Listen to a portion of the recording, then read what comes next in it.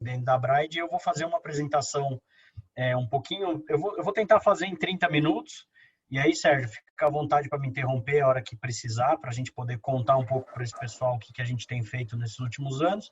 E depois, vou só fazer uma introdução, Hela, a questão do ICMS aqui de São Paulo. Até agora, a gente veio agora à tarde de uma reunião lá no governo de novo, e eu vou contar um pouco para vocês como foi. E aí a Hela depois, tecnicamente, vai dar um pouco das explicações e tudo mais, tá bom?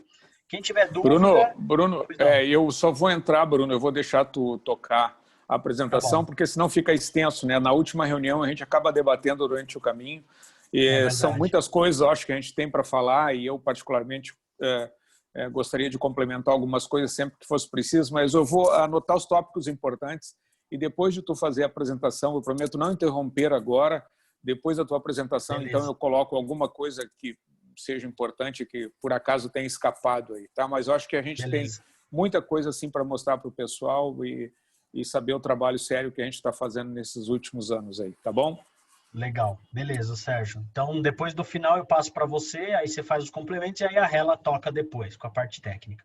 Então, pessoal, quem tiver dúvida, quiser mandar aqui ou no chat ou no Q&A aqui de questões e respostas, a gente vai tocando assim. E também durante a apresentação, eu pedi para o pessoal da Braid preparar 2 perguntas em formato de enquete para a gente ter uma percepção de vocês em relação... A gente já tem muita informação do ICMS, mas informação e pesquisa nova nunca é demais, tá? Hela, quer fazer algum comentário inicial?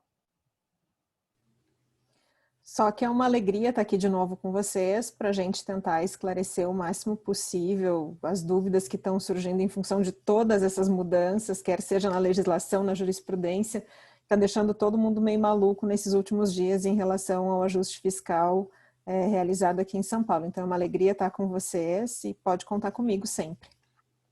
Legal. Eu queria também aproveitar e agradecer o Eduardo Junqueira, que tem ajudado bastante a gente na interlocução aí com empresas que não são associadas, enfim, e com todo o restante do setor. A gente sabe que é muito grande e que eventualmente ainda não conhecia a Braid, tá? Então eu vou rapidinho aqui fazer eu vou botar a apresentação, vou pedir só para as meninas deixar eu apresentar aqui, que eu não estou conseguindo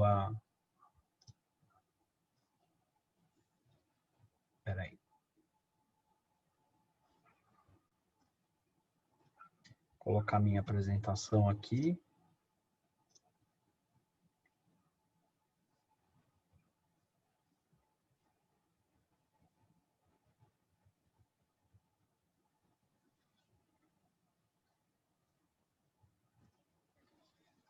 Bom, eu vou falando sem apresentação enquanto as meninas... Aqui, pronto, já foi. Vamos lá. Bom, eu imagino que está todo mundo vendo aí, né? Em formato de apresentação. Então, hoje, basicamente, por que a gente colocou esse título, né? Do que a Braid está fazendo pelo setor e pelo associado? Justamente por causa dessa percepção que a gente teve, né? E isso, o desafio, comunicação é um desafio constante. Então, ainda mais quando você fala por uma rede de 300 associados no Brasil inteiro. Tá? Então, a gente tem associados desde Rio Branco, no Acre, no Maranhão, no Nordeste, no Centro-Oeste, em todos os lugares a gente tem associado, no interior dos estados. Então, o desafio de comunicação para falar para todos eles e mostrar tudo que a Braid está fazendo ao longo do tempo é bastante grande. Então, a gente teve, primeiro, essa demanda que veio desse grupo de não associados e também de associados da Braid, e também uma percepção interna de que realmente, de tempos em tempos, a gente acaba fazendo essas apresentações nas reuniões regionais. A gente todo ano tem as reuniões regionais, a gente passa aí até o ano de 2019 a gente fazia presencial, com a pandemia a gente fez online, mas a gente chega a fazer 10, 11 reuniões por ano regionais justamente para prestar conta para o associado do que a Braid tem feito. Tá? Então, essa apresentação ela é em formato de um pouco reunião regional. Eu vou pegar um extenso período de tempo, eu vou trazer aqui coisas de 3 anos para trás, para poder justamente quem não conhece a Braid ainda conhecer, saber o que a gente tem feito. E aí eu estou à disposição também para responder as perguntas, tá? Então, só para caracterizar um pouco da Braid hoje, tá? A Braid é uma associação, né, que representa aí os fornecedores, como a gente diz, de produtos para a saúde, né? A Associação Brasileira de Importadores e Distribuidores de Produtos para a Saúde, hoje 300 associados em 24 estados do Brasil, mas esses 300 vendem para o Brasil inteiro. 71% dos nossos associados são médio pequenas, então a gente tem empresas grandes, tem empresas multinacionais, tem empresa de capital brasileiro aqui e tem também a maior parte deles de importador e distribuidor de médio e pequeno porte, que são os grandes responsáveis por levar aí, no grosso modo, a PME para o Brasil inteiro e viabilizar a cirurgia, né? 5,6 bilhões de faturamento, os nossos associados. Isso são dados de 2019, tá? A pesquisa para o nosso anuário de 2021 já começou a rodar hoje, então hoje os associados receberam o link para a pesquisa, vai até o dia 12 de fevereiro. Aproximadamente 13 mil empregos diretos os nossos associados contemplam, né?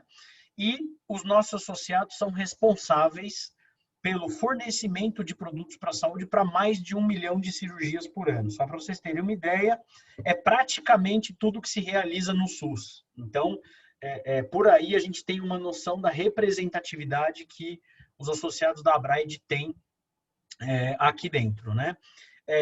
De lá para cá, nos últimos 4, 5 anos, a gente vem fazendo um trabalho de reestruturação da Abraid, né? A Abraid foi fundada em 92, ela tem aí, vai completar 30 anos no ano que vem, e desde então, né, a gente teve episódio da máfia das próteses, teve o lançamento, né, não foi a criação já veio antes, mas o lançamento do Ética Saúde, e a partir dali a gente veio fazendo um trabalho todo de reestruturação da associação, justamente para reposicionar o setor.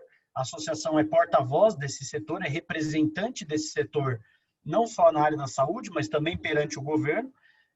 Então, a gente teve que fazer esse trabalho de reestruturação justamente para reposicionar o setor e para mostrar a importância que o setor tem, né? Muito se fala do papel da indústria, do papel do hospital, do papel do médico e do papel do plano de saúde, né? Então, pouco se fala do distribuidor, que é efetivamente hoje quem capilariza a entrega desses produtos e de serviço também, né? Instrumentador, instrumental, equipamento e por aí vai, né? Então, a gente fez essa reestruturação e hoje, depois desse, né, é um trabalho contínuo, a gente não terminou ainda esse trabalho, a gente já é reconhecido tanto pelo governo, seja federal, seja estadual, quanto pelo setor de saúde, como uma entidade de grande relevância no setor e que representa um setor fundamentalmente importante, tá?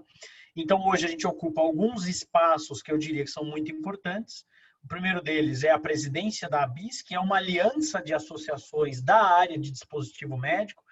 Junto com a gente na ABIS, a gente tem a CBDL de diagnóstico laboratorial e também a Advamed, que é a Associação Americana dos Fabricantes, é a maior do mundo, tem também distribuidor. A gente está no Conselho Consultivo do Ética Saúde, a gente é membro do Consaúde da Fiesp, que é um comitê que reúne toda a cadeia de saúde. A gente está no Instituto Coalizão Saúde e dos 2 comitês executivos das coalizões, tanto a de ética, né, que a gente fundou lá em 2017, com 15 associações da América Latina e América do Norte, e também a de convergência regulatória, que foi criada no ano passado, né?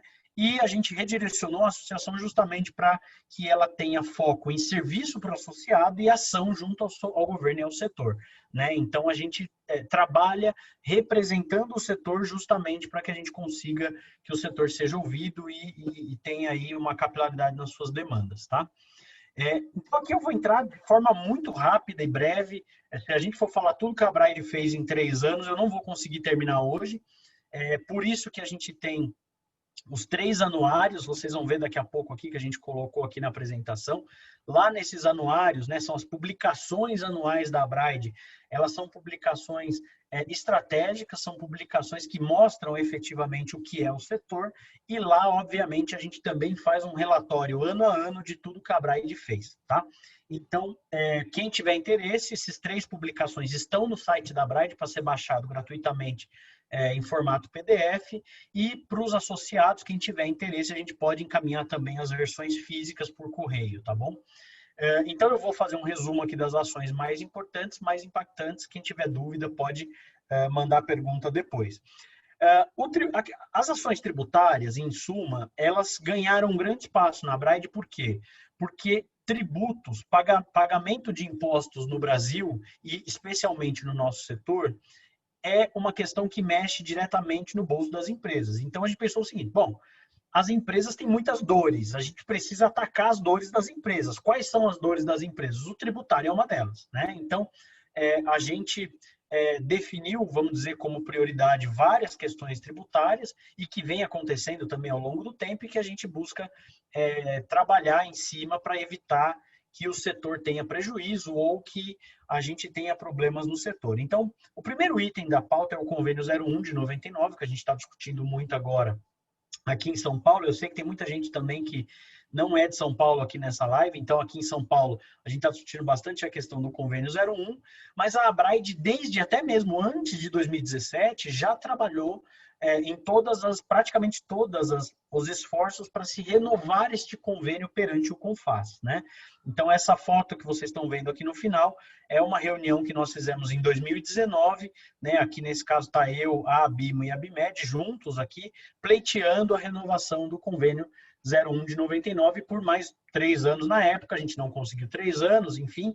Então, essas renovações vêm acontecendo sempre com participação muito ativa da Abraide, tá? Tanto em 2017, quanto em 2019, quanto no ano de 2020, que foi renovado, tanto em julho quanto em outubro, tiveram 2 renovações, a gente estava presente no CONFAS para poder fazer a discussão, tá? Além disso, no convênio 01, a gente fez uma proposta em janeiro de 2020, e isso é uma demanda antiga, desde pelo menos 2016 existe na Abraide essa demanda, que é a atualização da nomenclatura de alguns itens, né? Por quê? Porque esses itens, por conta do avanço tecnológico e da mudança na forma de apresentação dos produtos, muitas vezes, ou de fabricação, de matéria-prima, esses produtos acabaram ficando obsoletos. Então, a gente acabou propondo uma mudança dessa nomenclatura para justamente facilitar a fiscalização por parte das receitas estaduais e evitar o litígio que existia. Por exemplo, cimento ortopédico, né? O cimento ortopédico, da forma como ele está escrito hoje no convênio 01 de 99, ele prevê a isenção apenas para apresentações de 40 gramas. Cimento ortopédico, 40 gramas. Se tiver diferente de apresentação de 40 gramas, o fiscal do ICMS, em tese, pode entender que você, empresa, deve pagar o ICMS. E aí você vai questionar, você vai brigar na justiça, isso vai gerar um custo para você, um custo para o Estado, e isso não é bom para ninguém. Então, a gente está propondo isso, por exemplo, no caso dos stents, né? Hoje, os stents previstos lá, eles são o famoso o de cromo cobalto, se não me engano, né? O bare metal. Hoje você já tem o stent, por exemplo, de nitinol ou stent com droga, que não estão descritos especificamente lá. Então, em tese, você tem o convênio, a nomenclatura disso está obsoleto e a gente está propondo que isso seja alterado justamente para que torne a questão um pouco mais moderna e fácil para as empresas, né? Então, essa é uma proposta que a Abraide fez em janeiro do ano passado. O Ministério da Saúde procurou o setor, né, e aí veio para as outras associações também, para fazer uma consulta mais ampla ao setor, né, em julho, e a gente veio desde então trabalhando e conversando com o Ministério da Saúde para poder levar uma proposta razoável para o Ministério, junto com a Anvisa, né, também, para discutir o assunto, tá bom? Além disso, na questão do CONFAS, a gente também fez no ano de 2020, em janeiro, uma proposta de ajuste CINEF complementar ao ajuste 11 de 2014, tá?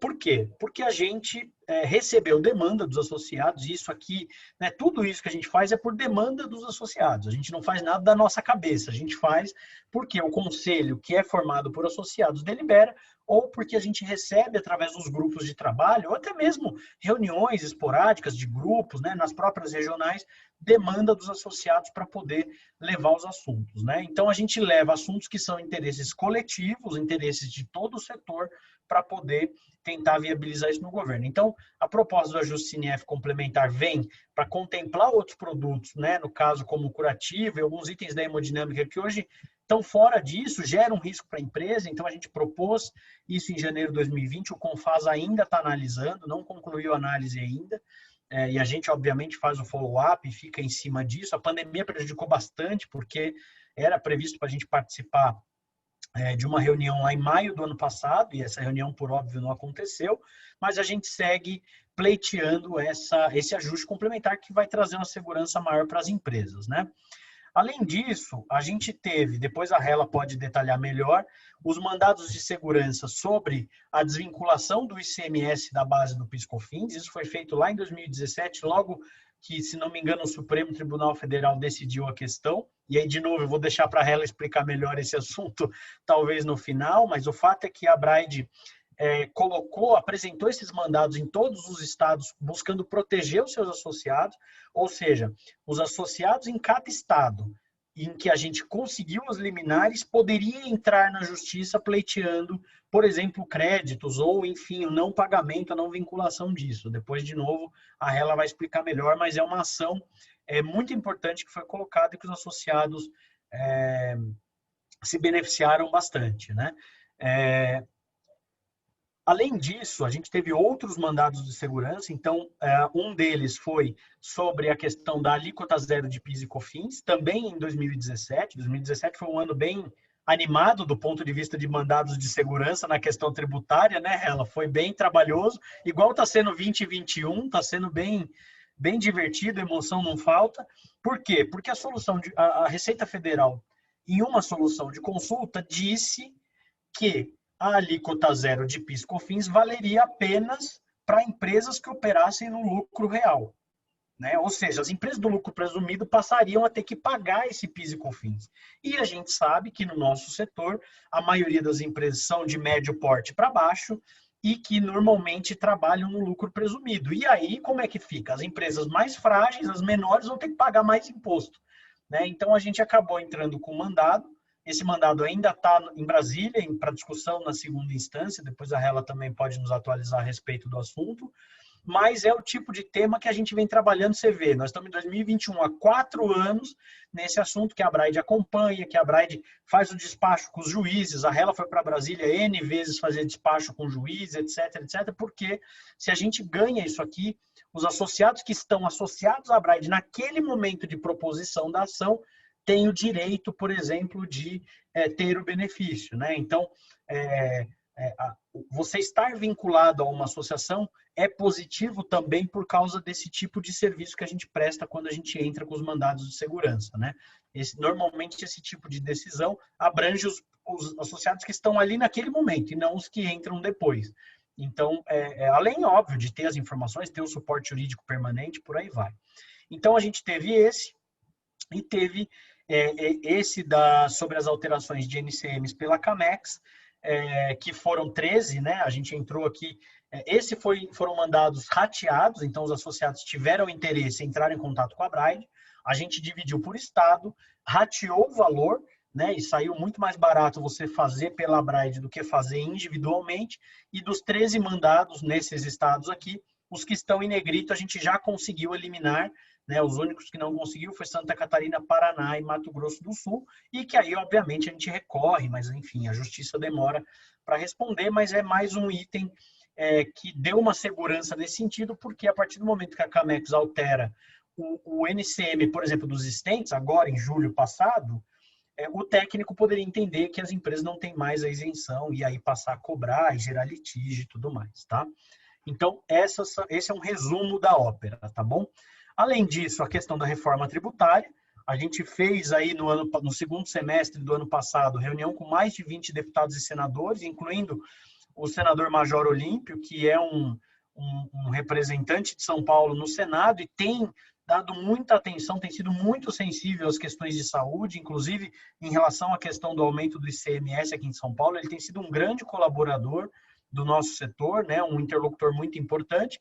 E também tivemos reunião com o deputado Aguinaldo, que é o relator da proposta na Câmara, e fizemos também um webinar lá em novembro com o Jota, aqui, o ex-ministro Padilha da Saúde, e o Bernard Api, que é o autor intelectual da proposta da PEC 45, debatendo com a gente e a gente expondo para ele o porquê que a saúde precisa ter um tratamento diferenciado na reforma tributária, né? Não dá para você tratar a saúde como você trata outros setores de telecomunicações, etc., ou de veículos, enfim, por mais importante que sejam, a saúde tem uma essencialidade muito grande, né? Além disso, dizerem como tributário é uma pauta que tem muito espaço na Abraide. Isso aqui foi em 2018, né? Eu acho que vale a pena bastante frisar isso aqui, porque isso teve impacto direto, não, as outras coisas também, mas isso aqui teve impacto direto no bolso, por exemplo, de quem importa, tá? E quem importa ortopedia, majoritariamente. Então, o governo federal, em julho de 2018, a CAMEX decidiu, nesse NCM aqui, ó, 9021-1020, artigos e aparelhos para fraturas, tinha pedido para o Ministério da Saúde informações sobre esse NCM aqui, sobre o consumo, né, o quanto importa, o quanto gasta. E aí, como o Ministério consultou algumas associações, não consultou a Abraide e não teve resposta, o governo fez o quê? Aumentou a alíquota de importação de 4% para 14%. Tá? No dia seguinte que isso aqui saiu no Diário Oficial da União, a Abraide, nós ficamos sabendo, a gente recebeu um monte de telefonema do Conselho dos Associados, que a gente não tinha visto isso, e nem foi consultado sobre isso, e fomos atrás para saber, fiz reunião no Ministério da Saúde em Brasília, essa aqui é foto de uma das reuniões do Ministério, se não me engano, do Planejamento, Orçamento e Gestão, para entender a causa. E aí eles falaram, olha, a gente cortou porque não teve dados, não tivemos nenhum número do setor. E aí foi onde a gente disse, olha, Ministério, então toda vez que você quiser falar de importação de OPME ou de dispositivo médico, você fala com a gente que a gente vai buscar os dados para vocês. E aí foi onde eles disseram, olha, Bruno, então esses outros 3 NCMs aqui, a CAMEX quer aumentar a alíquota. Né? Então a gente foi atrás, fez um trabalho de busca de dados, de cálculo, né, de estimativa de impacto. Esses 3 NCMs aqui, o 9021-3110, que são as próteses femorais, articulares, joelho, quadril, etc., a 9021-3190 de outras próteses articulares, né? Então aqui a gente pode colocar ombro, cotovelo, etc., e sondas, catéteres e canos, eles iam aumentar o imposto. De 4, essas duas aqui, de 4 ia passar para 14%, e o 9018 ia passar de 0% para 16%. Isso aqui, na época, o impacto para as empresas só em imposto de importação ia chegar a 160 milhões de reais. 160 milhões de reais. Até teve muita empresa que depois que a gente conseguiu manter isso aqui, falou que, poxa vida, agora eu vou ficar vitalício na Abraide, que só o que eu economizei de imposto que eu ia pagar aqui, paga um caminhão de mensalidades da Abraide. Então, isso foi ação exclusivamente nossa. A gente foi atrás, eu trabalhei 6 meses nesse assunto, reuniões em Brasília toda semana, para poder conseguir demonstrar para o governo a importância de se manter essas alíquotas reduzidas. E a gente conseguiu, não foi um trabalho só individual meu, pelo contrário, foi um trabalho do conselho, da equipe toda, a gente teve apoio de todas as consultorias, inclusive do escritório da Hela e do Giovanni, né, que na época nos ajudou bastante. Então, é um trabalho todo conjunto de uma estrutura toda que a associação tem para poder fazer chegar no governo essa demanda do associado, né? E para terminar, não menos importante, a Lei 17.293, que a gente vai falar bastante, os decretos aqui de São Paulo. Eu só quero frisar algumas coisas aqui. Eu já contei um pouco dessa história bastante, mas, enfim, só frisar.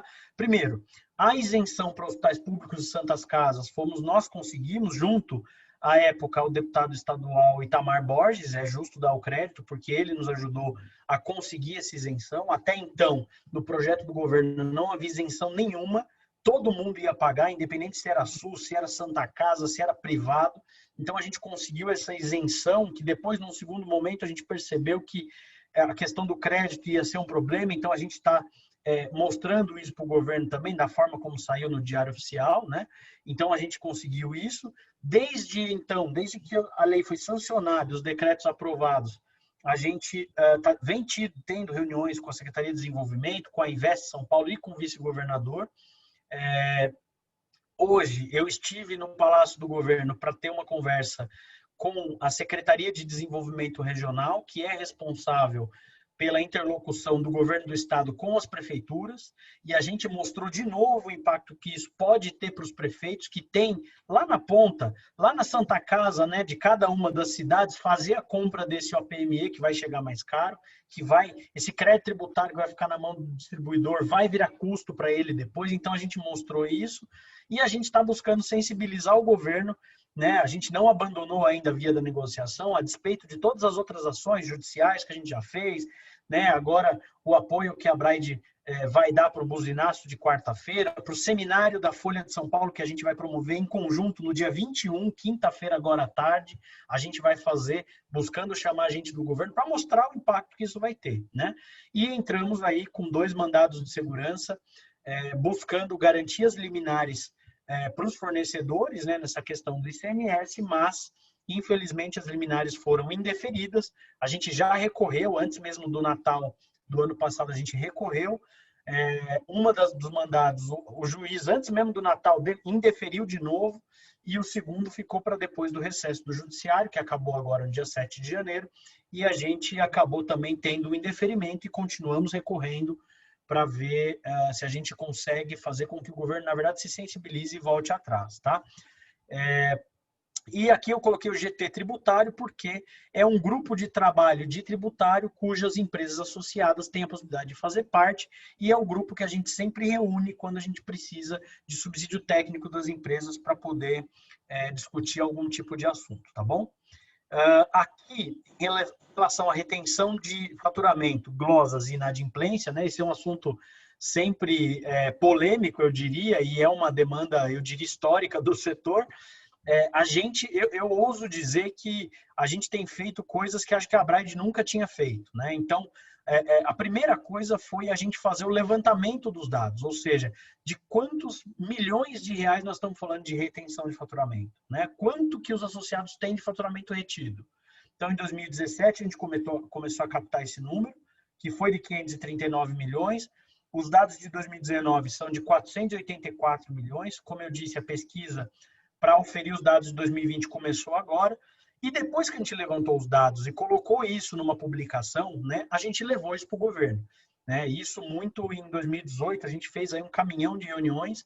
Aqui eu coloquei algumas fotos emblemáticas, a primeira delas aqui em cima é de uma reunião com a Justiça Federal do Paraná, é um comitê de saúde que eles têm, porque esse comitê de saúde aqui tinha uma visão distorcida. Eles achavam o seguinte, ó, a indústria, distribuidor, tudo bandido, tudo máfia das próteses, tudo, só quer saber de ganhar dinheiro, só quer saber de colocar produto que não deve, etc. E a gente foi lá para mostrar, dizer, olha, peraí, você está falando aqui de um setor que é vital, que tem isso, que tem isso. A gente explicou todos os detalhes e mostrou as distorções. Né? Chegamos lá na Justiça Federal do Paraná e dissemos o seguinte, você sabia, Justiça Federal, que depois da entrega do produto do distribuidor no hospital ele leva 6 meses, 8 meses, 1 ano para receber o pagamento? Né? Quem que arca com isso? Né? Então a gente levou isso e aí o Sérgio está aqui, depois vai fazer os comentários, ele que fez a apresentação nesses dias todos. Então a gente leva isso para o governo para eles terem uma ideia, né, do quanto isso acontece. Então aqui, ó, várias reuniões, aqui com a ANS, essa foto aqui embaixo do lado direito. Então, para dizer o seguinte, a ANS, você sabia que os planos de saúde retêm faturamento? Né? Chegamos lá na reunião, disseram, não, a gente não sabe que isso acontece. Então, tá bom, então agora vocês estão sabendo. Não dá para dizer que vocês não estão mais sabendo, agora vocês sabem. E aí, o que vocês vão fazer para fiscalizar, né, esses planos de saúde, nesse caso, que fazem isso, né? Fomos no Ministério Público, aqui essa segunda foto do lado esquerdo embaixo é do TCU, Tribunal de Contas da União. O tribunal tem o dever de fiscalizar, por exemplo, o uso de dinheiro público na área da saúde, né? Então a gente levou também no CAD, na CGU, na Senacom, que é da Secretaria Nacional do Consumidor, na própria FenaSaúde, que é a Federação dos Planos de Saúde, a ANAP, Associação de Hospitais Privados, a Associação Brasileira de Recursos Humanos, que reúne o recurso humano das grandes empresas do país, e aí a gente disse para eles o seguinte, a fonte pagadora não é o plano de saúde, são as empresas. Cada empresa que está aqui hoje paga o plano de saúde de seus funcionários, então eles são a fonte pagadora, né? O dinheiro vem dali. Então, a gente também levou isso para eles, a SBOT, né, Sociedade de Ortopedia, Anvisa, Ministério da Saúde e a própria Justiça do Paraná, como eu disse. E além de fazer as reuniões para, vamos dizer assim, levar ao conhecimento das autoridades o tema, que é um tema difícil, complexo, a gente fez 2 denúncias, né? A primeira na CVM, que é a Comissão de Valores Mobiliários, em fevereiro de 2019, né? Justamente para mostrar que os planos de saúde que têm capital aberto em bolsa de valores, a partir do momento que eles não autorizam a emissão do faturamento, eles não reconhecem que eles têm aquela dívida e aí não contabilizam isso no seu passivo, e isso pode ser lido como uma eventual maquiagem de balanço, né? Então, o que a CVM vai fazer? E na ANS, em julho de 2019, a gente também fez uma denúncia dizendo o seguinte, olha, a partir do momento que os planos de saúde, né? E aí muita gente vai falar, pô, mas por que não denunciou os hospitais também? Porque a CVM e a ANS, a CVM tem competência de fiscalizar as empresas que têm capital aberto na bolsa, né? Aí, por exemplo, poderia até ser uma Redditor da vida, que abriu capital agora recentemente, e a ANS tem o papel de fiscalizar plano de saúde. Então, não adianta a gente levar os hospitais para a ANS, que a ANS vai dizer, olha, eu não fiscalizo o hospital. Né? Então, enfim, a gente também tem que saber as regras desse jogo para poder jogar ele direito. Então, denunciamos na ANS e com as respostas, né, que a CVM fez de questionamento para as operadoras, a gente, vamos dizer, praticamente refez a denúncia da ANS no ano passado e estamos, vamos dizer assim, aguardando um posicionamento oficial da ANS, né? A gente faz a gestão lá de tempos em tempos, inclusive recentemente a gente pediu uma reunião com a diretoria, estamos aguardando, e na CVM, a CVM, vamos dizer assim, questionou as empresas, recebeu o retorno e a gente devolveu esse questionamento para a CVM, enfim, ainda não tivemos retorno, tá? Além, óbvio, de usar muito a imprensa para falar do assunto e os fóruns da Braide, que foram eventos criados para o associado e para o setor, justamente para mostrar essas questões todas. O primeiro foi em 2018 e desde então, anualmente, a gente vem fazendo esses fóruns, tá bom? Aqui no âmbito do regulatório, depois da retenção de faturamento, acho que o Sérgio pode falar melhor, que tem bastante assunto aqui, né? Mas na ação do regulatório, a gente teve a ação judicial que a Braide entrou contra o acordo que a Unimed, lá de Porto Alegre, fez com o Ministério Público do Rio Grande do Sul para exigir etiqueta de rastreabilidade para todos os produtos, né? Isso não é previsto na legislação da Anvisa, e aí muito distribuidor cedeu, né? Então é mais uma responsabilidade, é mais um custo que ele aproveita, né? Que ele pega para ele, e a gente falou, pessoal, quem não tem registro de produto não pode emitir etiqueta. A Anvisa fiscaliza e multa pesada por causa disso. A gente avisou os associados de lá. Quem quiser fazer, pode fazer, né? Tá correndo risco, mas a Braide avisou. É nosso papel fazer isso. Então, a gente, de qualquer forma, entramos com a ação judicial por conta de demanda de associado. Fizemos uma proposta para a Anvisa sobre a questão a gente chama de reprocessamento, ou seria o processamento de materiais, né? Isso foi um problema que aconteceu lá em Recife, né? Quando a Anvisa municipal resolveu fiscalizar os distribuidores, dizendo assim, olha, você que distribui ortopedia não estéril, você não pode levar uma caixa de parafuso lá, o médico usa 3 parafusos, pegar a caixa de volta para completar. Isso está errado, você tem que jogar tudo fora. E a gente falou, olha, meu amigo, não é assim, né, Anvisa? Como é que o mercado funciona assim, não tem risco, etc. Então, foi todo um trabalho que o nosso diretor técnico, o Dr. Sérgio Madeira, fez também, e isso ainda está em andamento na Anvisa. A questão da atualização da RDC 185 sobre dispositivos, né, é a bíblia do dispositivo médico, a gente está trabalhando nisso. A Anvisa está com consulta, já abriu, né, já fechou, inclusive, as consultas públicas a respeito do assunto, a Braide contribuiu.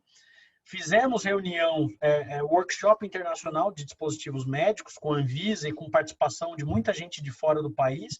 Esse aqui do lado direito foi o workshop desse ano de 2020, foi em março, na semana antes da pandemia, a gente fez o workshop. E essa reunião aqui do lado esquerdo foi na Anvisa, para discutir não só essas propostas, mas também a questão de portos, aeroportos e fronteiras, né? Essa reunião aconteceu já há mais de 2 anos atrás.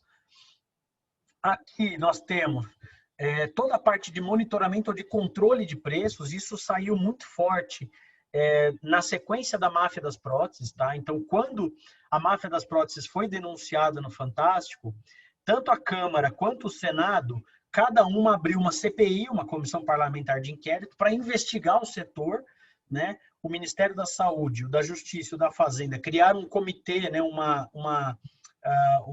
comitê interministerial para discutir ações a respeito, e uma das ações que eles queriam era tabelar preços de OPME. É isso mesmo. Não é tabelar a tabela SUS, é tabelar como é feito em remédio. É dizer assim, olha, a prótese de joelho vai custar X. Você não pode vender por preço diferente daquilo, né? Independente se é nacional, se é importada, se é revisão, se é primária, o que quer que seja. Se é titânio, se é cerâmica, sei lá. Então, a gente, obviamente, defendeu que o setor não pode ter essa regulação de preços. Por quê? Porque isso vai quebrar o setor. E quem vai ser prejudicado é o paciente, no final das contas, né? Então, teve um monte de projeto de lei. A Anvisa, depois de bastante tempo, né, e de um trabalho grande que a gente fez, acabou optando, né? Isso foi no ano passado, no ano retrasado, aliás. Fizeram uma análise toda lá e chegaram a uma conclusão para fazer um monitoramento desses preços, ou seja, eles acreditam que há uma discrepância muito grande de preços e a gente levou isso para o conhecimento da Anvisa, dizendo, Anvisa, você tem como dispositivo médico registrado aí 70 mil itens. É muita coisa. É óbvio que você vai ter diferenças entre os produtos e que normalmente justifica o preço diferente. O preço de um produto em São Paulo importado por São Paulo é diferente do preço desse mesmo produto importado por São Paulo levado para Roraima, porque você tem o frete, né? Então você tem uma série de questões.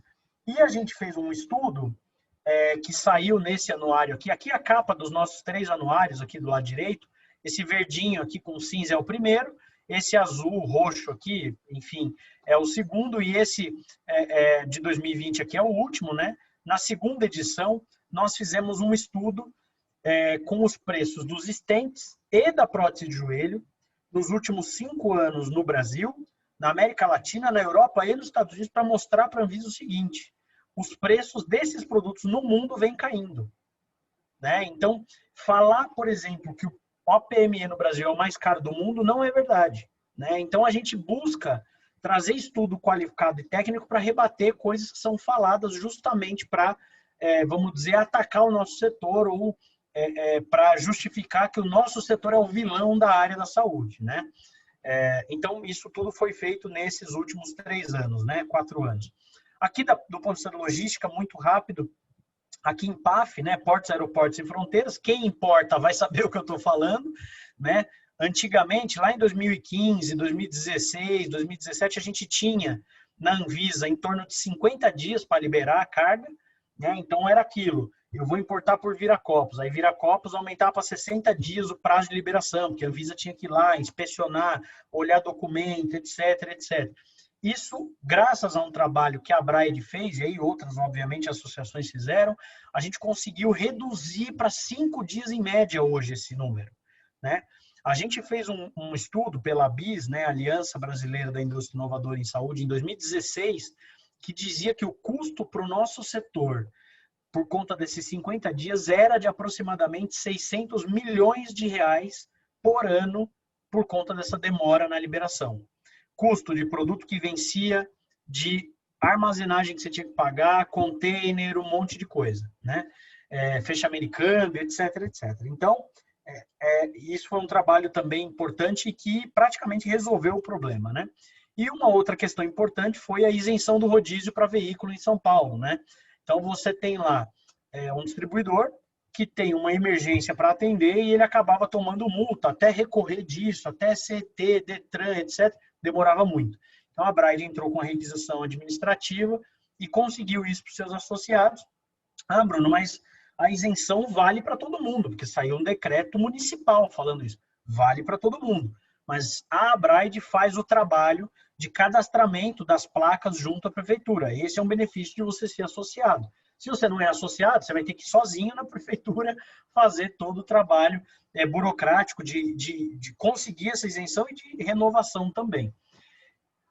Bom, para chegar mais para o final, a parte de compliance e LGPD, compliance, a gente faz isso desde 2006 com o nosso primeiro código de ética da Braid e do setor de saúde, a criação do Ética Saúde em 2013, né, a ideologia em 2013, o mapeamento de risco em 2014, o lançamento em 2015 e em 2016 se torna independente como instituto. Então, a Braid, né, isso é uma conquista dos distribuidores, né?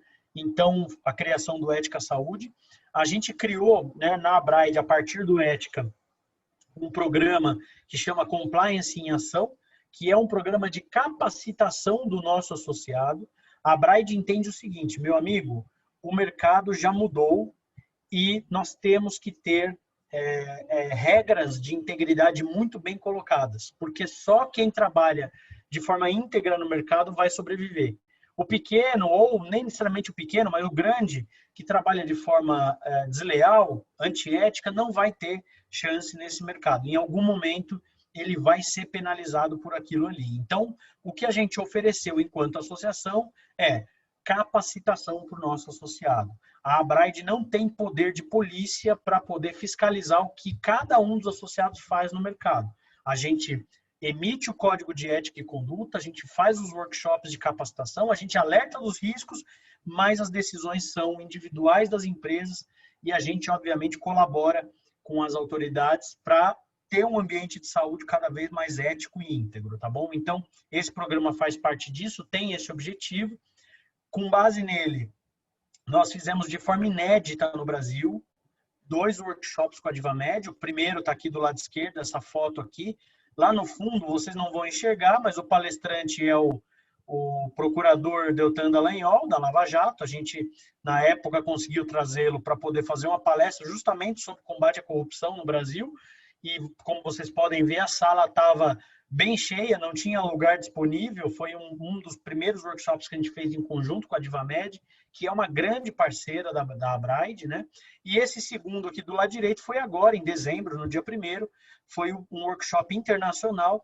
Nós fizemos num estúdio aqui em São Paulo, com transmissão ao vivo para todos os associados, né? E também para quem não é associado pelo YouTube.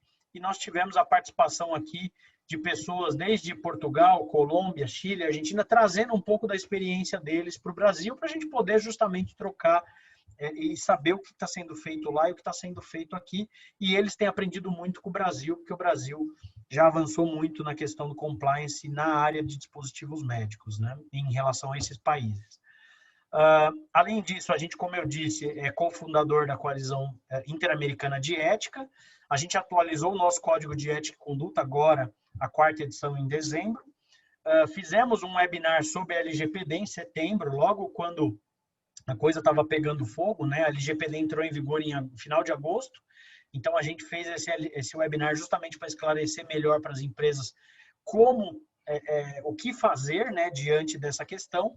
E também, obviamente, a gente se articula com outras entidades da saúde e a NPD para poder garantir que o setor de saúde vai cumprir a LGPD e que o distribuidor não vai ter mais um ônus no colo dele, né, responsabilidade que é de hospitais, de operadoras e de outros elos, sendo jogado no colo do distribuidor. Então, a gente, por isso que se articula, né? Aqui, no ano passado, por conta da Covid, a gente teve aí uma série de ações. A gente fez parte desse comitê de crise da Covid, né, com várias entidades da saúde, vários posicionamentos. O primeiro deles é em relação à suspensão dos prazos das cirurgias eletivas pela ANS. A gente foi contra, a gente falou para a ANS que isso seria uma medida muito ruim para o paciente e para o setor de dispositivos, né? A postergação dos pagamentos por hospitais e operadoras, que aconteceu muito, né? Então, o hospital operadora simplesmente mandando um e-mail dizendo, olha, aquilo que eu ia te pagar no mês que vem, você aguarda mais 3 meses e eu pago quando eu quiser. Né? A gente emitiu um posicionamento a respeito disso, vários ofícios aí para as autoridades, e aí eu destaco na foto uma reunião que a gente teve com o ministro Tarcísio de Freitas, que é da infraestrutura, para falar das dificuldades logísticas que até então, né, lá em abril, maio, a gente estava enfrentando para poder fazer chegar produto, né? Então, a Abraid foi, como representante de importador e distribuidor, porta-voz do setor de saúde, né? E aí juntou com a gente o pessoal de farma, o pessoal de laboratório, para poder levar para o ministro essas dificuldades, principalmente na região norte e nordeste, de levar esses produtos para o atendimento lá, não só de Covid, mas também das eletivas, por conta da restrição aérea que a gente teve, né? Tivemos várias reuniões aí com o Supremo Tribunal Federal, o ministro Dias Toffoli na época, com a ANAC, com o próprio governo de São Paulo, vários comunicados, né? Então, todas as medidas que o governo editou, a gente comunicou aos associados em primeira mão, né? Então, as mudanças, né? A questão por exemplo, das mudanças das regras trabalhistas, as mudanças de Anvisa, né, as alíquotas de imposto de importação que foram reduzidas, tudo isso a gente comunicou. Então, o associado tem em primeira mão o acesso à informação qualificada, né, a informação verdadeira, vamos dizer assim, porque hoje em dia nas redes sociais circula um monte de coisa. Fizemos um boletim especial, webinar de esclarecimento, enfim, e vários serviços, né? Então, aqui um pouco do que a Braid oferece, né? Então, toda a parte de suporte jurídico, consulta em vários temas, né? Então, as ações coletivas, como eu mencionei, as cartas de exclusividade. A gente tem hoje uma parceria com a UPS, então, para quem importa ou exporta, sendo associado da Braid, você tem desconto nesse serviço com a UPS, seja de desembaraço aduaneiro, seja para remessa expressa, tanto de importação quanto de exportação, desconto aí de 40%, 50%. E também a gente fez uma parceria com o Laboratório Fleury para poder facilitar para o nosso associado que queria testar os seus funcionários. Então, associado da Braid queria testar um funcionário, tinha a rede Fleury no Brasil inteiro à disposição, com preços reduzidos para poder fazer isso. Então, são coisas que a Braid vai trabalhando para poder trazer para o seu associado, além, óbvio, de eventos, webinários, cursos como esse, envio de informação qualificada, as regionais, como eu falei. A gente tem dentro da Braid, para associado exclusivo, relatórios, por exemplo, com dados do SUS, que são dados públicos, mas, por exemplo, o associado consegue ver o faturamento dele nos hospitais SUS e por ali ele consegue ter uma ideia, por exemplo, de market share em hospitais. Isso pode ser importante para tomar decisão de negócio. A gente participa de todas as feiras, né, hospitalar e agora a Feira Médica esse ano. Tem aqui os webinários, aqui o fórum da Braid, o segundo, né, que a gente fez, que foi bem grande, as reuniões virtuais regionais.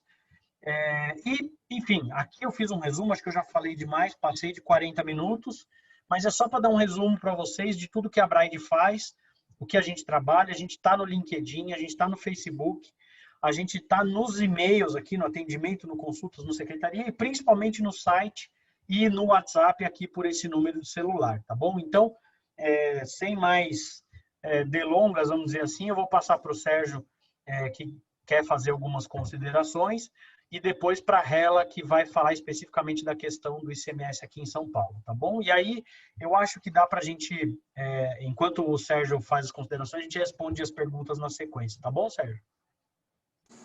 Ok, Bruno. Toma um fôlego aí, um copo d'água, porque a tua meia hora virou 50 minutos. Tempo. Aqui é muita coisa, realmente é muita coisa. Bom, pessoal, eu acho que alguns pontos são muito importantes. O Bruno tentou dar uma pincelada, né, de tudo que nós fizemos nesses últimos anos, né? Eu quero fazer uma rápida colocação. Primeiro foi em julho de 2017, quando eu assumi com uma proposta, logo após o Ética ter criado suas próprias pernas, da entidade voltar para o trabalho pelo qual ela foi criada, que é voltada realmente para o seu associado. E nós tínhamos uma bandeira que era desmistificar a imagem de que nós somos bandidos e que nós, aquilo que o Bruno falou antes, queremos só ganhar dinheiro, e a máfia da prótese contribuiu muito para tudo que foi feito naquela época. No primeiro seminário, ou no primeiro fórum que nós fizemos, eu fiz questão de colocar um slide mostrando que nós não somos meio, que nós não somos atravessadores, como todo mundo gosta de dizer sempre, nós somos fim. Nós somos fim significa que nós fazemos mais de 1 milhão de cirurgias por ano.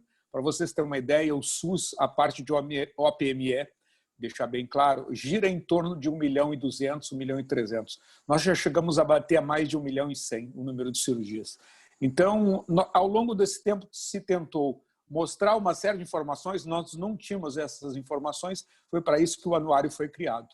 E claro que à medida que os números foram surgindo, ficou mais claro ainda a importância que nós temos dentro do setor e o que a gente traz hoje, né, o que a gente faz hoje para que a saúde realmente aconteça nesse país. Infelizmente, ainda nós somos, digamos que o patinho feio em muitas coisas. O caso do ICMS, mais uma vez, está mostrando isso, quando nós temos uma situação completamente contrária ao nosso, contrária a nós, que é o exemplo do Sindiosp, agora aí que a Hela vai falar um pouquinho depois, eu acho que isso vai deixar bem claro. Mas um assunto que eu queria me deter durante 2 minutos é a questão da retenção de faturamento. O Bruno mostrou em todos os lugares que nós fomos, todos os lugares possíveis e imagináveis. Na reunião que nós tivemos com um grupo que representava o comitê que veio conversar conosco, a gente conseguiu explanar um pouco mais todas as ações. Mas ali, vocês vendo a apresentação, essa apresentação está disponível para quem quiser. Nós tivemos em todas as entidades que poderiam, de alguma forma, nos ajudar em relação a isso. Eu até fiz uma brincadeira que nós fomos no inferno dizer para o diabo que o inferno é ruim, que é o caso da FenaSaúde. Ou seja, nós fomos lá na FenaSaúde dizer que eles eram, sim, vamos botar, não éticos, para não dizer outra palavra aqui, porque fica feio. Então, porém, a gente sabe que, infelizmente, hoje a saúde está na mão dos planos. Infelizmente, hoje a saúde dita a regra. Nós somos o único mercado no mundo que quem dita o preço de um produto que tu vai vender é o teu comprador. E não somos nós. Nós não chegamos numa agência de automóvel, numa loja de vinhos e dizemos que nós queremos pagar para um determinado produto X reais. Não. O preço daquele produto está fixado e se eu quiser comprar, eu pago. Se eu não quiser, haverá outro que vai comprar ou então eu viro as costas e vou embora ou acabo comprando naquele valor. Nós não. Quando nós vamos negociar num hospital ou mesmo negociar num plano de saúde, eles dizem quanto querem nos pagar.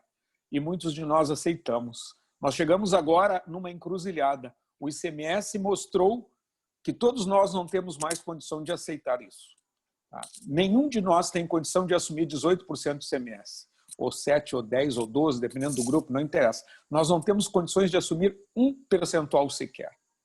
Tentamos de todas as formas as negociações junto com o governo de São Paulo, não foi possível. Infelizmente, o Dória está irredutível. Ele arrumou briga com o agronegócio, ele arrumou briga com a saúde.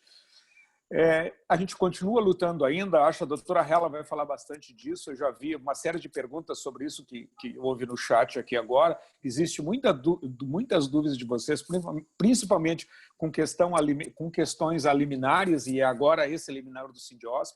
Acho que a Hela vai poder esclarecer bem isso. Mas voltando à história da retenção, foi um trabalho árduo de 4 anos que a gente... Existe, sim, na última pesquisa, uma queda ainda muito pequena. Porém, a luta ainda não acabou. Nós continuamos ainda com a ação na CVM, a gente tem resposta, a gente continua batendo ainda junto à ANS, já que são associados deles, quer dizer, tem uma série de trabalhos em andamento. Tudo isso eu estou falando e estou reprisando alguma coisa para mostrar para vocês que a gente vive há alguns anos uma situação um pouco diferente dentro da instituição. Durante os movimentos que houve nesses últimos dias, principalmente em relação ao ICMS, eu comentei isso com o pessoal, com o Eduardo, a turma que veio conversar conosco, que eu fiquei muito chateado por algumas questões que foram colocadas, dizendo que a Braide não tinha tomado partido, que a Braide não tinha tomado uma posição e que a Braide era uma entidade de grandes empresas. Isso não é verdade. 70%, de 65% a 70% do nosso associado é pequeno e médio. Temos grandes associados? Sim, mas que para nós, a grande maioria é pequeno e médio associado. Ou seja, nós vivemos, a nossa instituição trabalha para esse associado.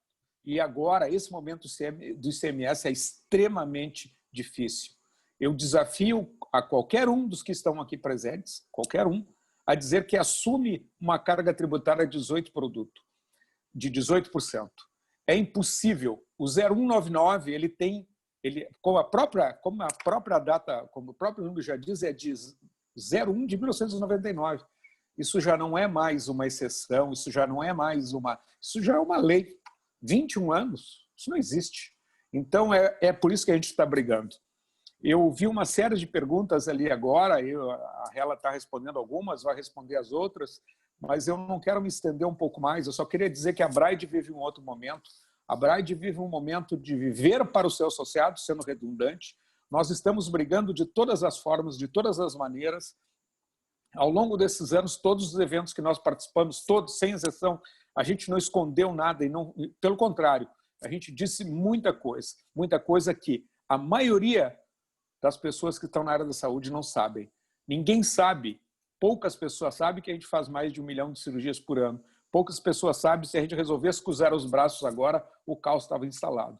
poucas pessoas sabem que o 18% de ICMS que o Estado de São Paulo está tentando aplicar, e isso corre um risco de replicar para outros estados, pode parar o SUS. E é isso que a gente está tentando mostrar. A questão jurídica, pessoal, como é que o Sindiosp conseguiu e teve uma empresa que conseguiu? Infelizmente, a justiça não é igual, ela não é uma ciência. Infelizmente, a cabeça do juiz é que define sim ou não. Vocês podem ter a mesma causa com 3 juízes diferentes, 3 varas diferentes, dificilmente as 3 vão te dar o mesmo parecer. A doutora Hela pode falar muito melhor do que eu sobre isso. Ok, pessoal? E assim, eu estou aberto, está aqui o chat, se vocês quiserem direcionar alguma pergunta para mim, por favor, fiquem à vontade. Se eu for falar aqui, nós vamos acabar às 2 da manhã e eu quero deixar para a Hela falar, ok? Obrigado aí, pessoal, mais uma vez. Legal. Hela, acho que agora você pode falar um pouquinho da questão do ICMS todo aqui de São Paulo, né? E eu vi que você já respondeu um montão de dúvida aqui, então vai lá. Bom, gente, boa noite todo mundo. Então, agora em 5 minutos a gente conversa um pouquinho sobre o ICMS. Não, tô brincando com as dúvidas acaloradas que nós temos, tenho certeza que vai ser um pouco mais do que 5 minutos. Eu preparei um material, mas eu também acho interessante que a gente possa ir conversando para adequar o que a gente vai conversar aos interesses de todo mundo que está assistindo, porque afinal essa mudança que foi promovida aqui no estado de São Paulo, ela transborda o estado de São Paulo, ela não fica restrita às operações que acontecem dentro do estado, porque hoje nós temos operações que são tributadas de forma interestadual ou mesmo com destinatário final, e que isso vai impactar sim as nossas operações e a gente precisa ter atenção em relação a isso. De todas as perguntas que foram feitas aqui, também não foram tantas, foram, sei lá, 20 perguntas que tem, elas se voltavam mais para as liminares que foram concedidas agora, porque esse é o tema novo, esse é o tema que a gente está precisando decidir nesse momento, a gente tem que decidir como é que a gente vai emitir a nota fiscal amanhã. Mas eu acho que seria interessante a gente só dar um passinho atrás para a gente se situar nesse montante de alterações que foram feitas, para que todo mundo esteja na mesma página e consiga ter o melhor entendimento possível a respeito disso. O material que eu preparei eu até posso disponibilizar depois para todo mundo, para poder voltar e consultar, enfim, ficar à vontade para tomar suas decisões, porque no fim do dia cada um vai ter que voltar para sua empresa e definir o que vai fazer. Então o material está à disposição de fato para ser divulgado. Eu vou compartilhar aqui, mas fiquem bastante à vontade para fazer, enfim, as intervenções que entenderem ser pertinentes. Hela, enquanto você compartilha aí, o pessoal está me avisando aqui que tem 2 perguntas numa enquete que a gente vai fazer com os 200 participantes que estão aqui conosco agora, tá? Oba. Então, eu vou pedir, enquanto você compartilha, eu vou pedir para o pessoal colocar na tela aí as 2 perguntas, que é assim, ó, com o aumento atual do governo de São Paulo sobre o ICMS, sua empresa continuará a atender a rede pública SUS?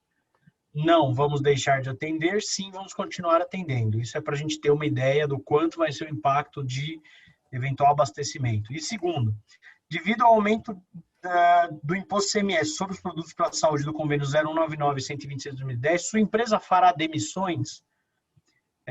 Sim, de quantas ou não? Tá? Para a gente poder ter uma quantificação aí e levar isso para o governo, até em resposta da reunião de hoje que a gente teve, tá bom? Então, quem puder responder aqui rapidinho, a gente agradece. Vai lá, Hela. Tá bom. Então, deixa eu só ver aqui como compartilhar minha tela, que está aparecendo diferente. Aqui. Vamos ver aqui.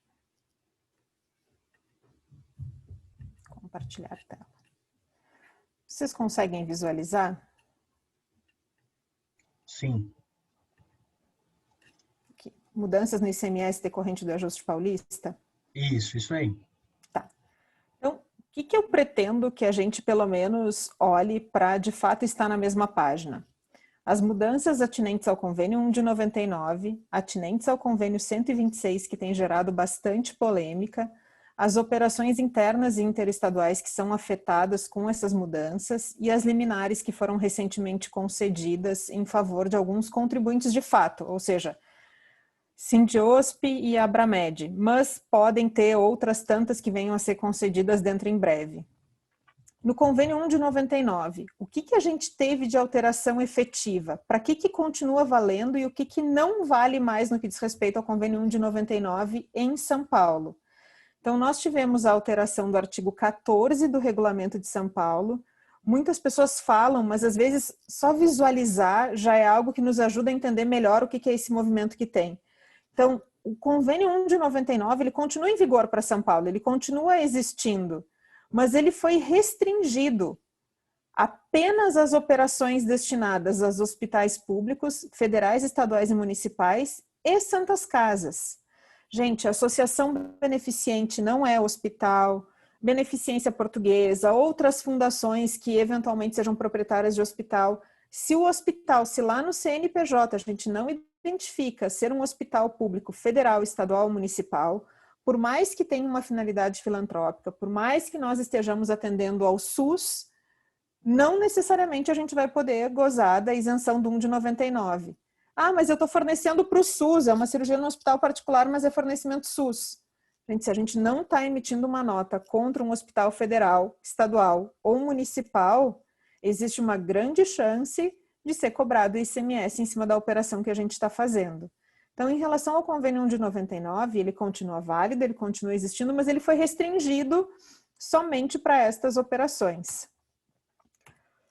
O convênio 126, que todo mundo já conhece, que trata basicamente de ortopedia e de fratura, tem sido também bastante questionado nas consultas que a gente recebe na Abraide. Por quê? Porque foi identificado que tem alguns NCMs que são idênticos, que estão lá no 1 de 99, mas que eles se repetem no 126.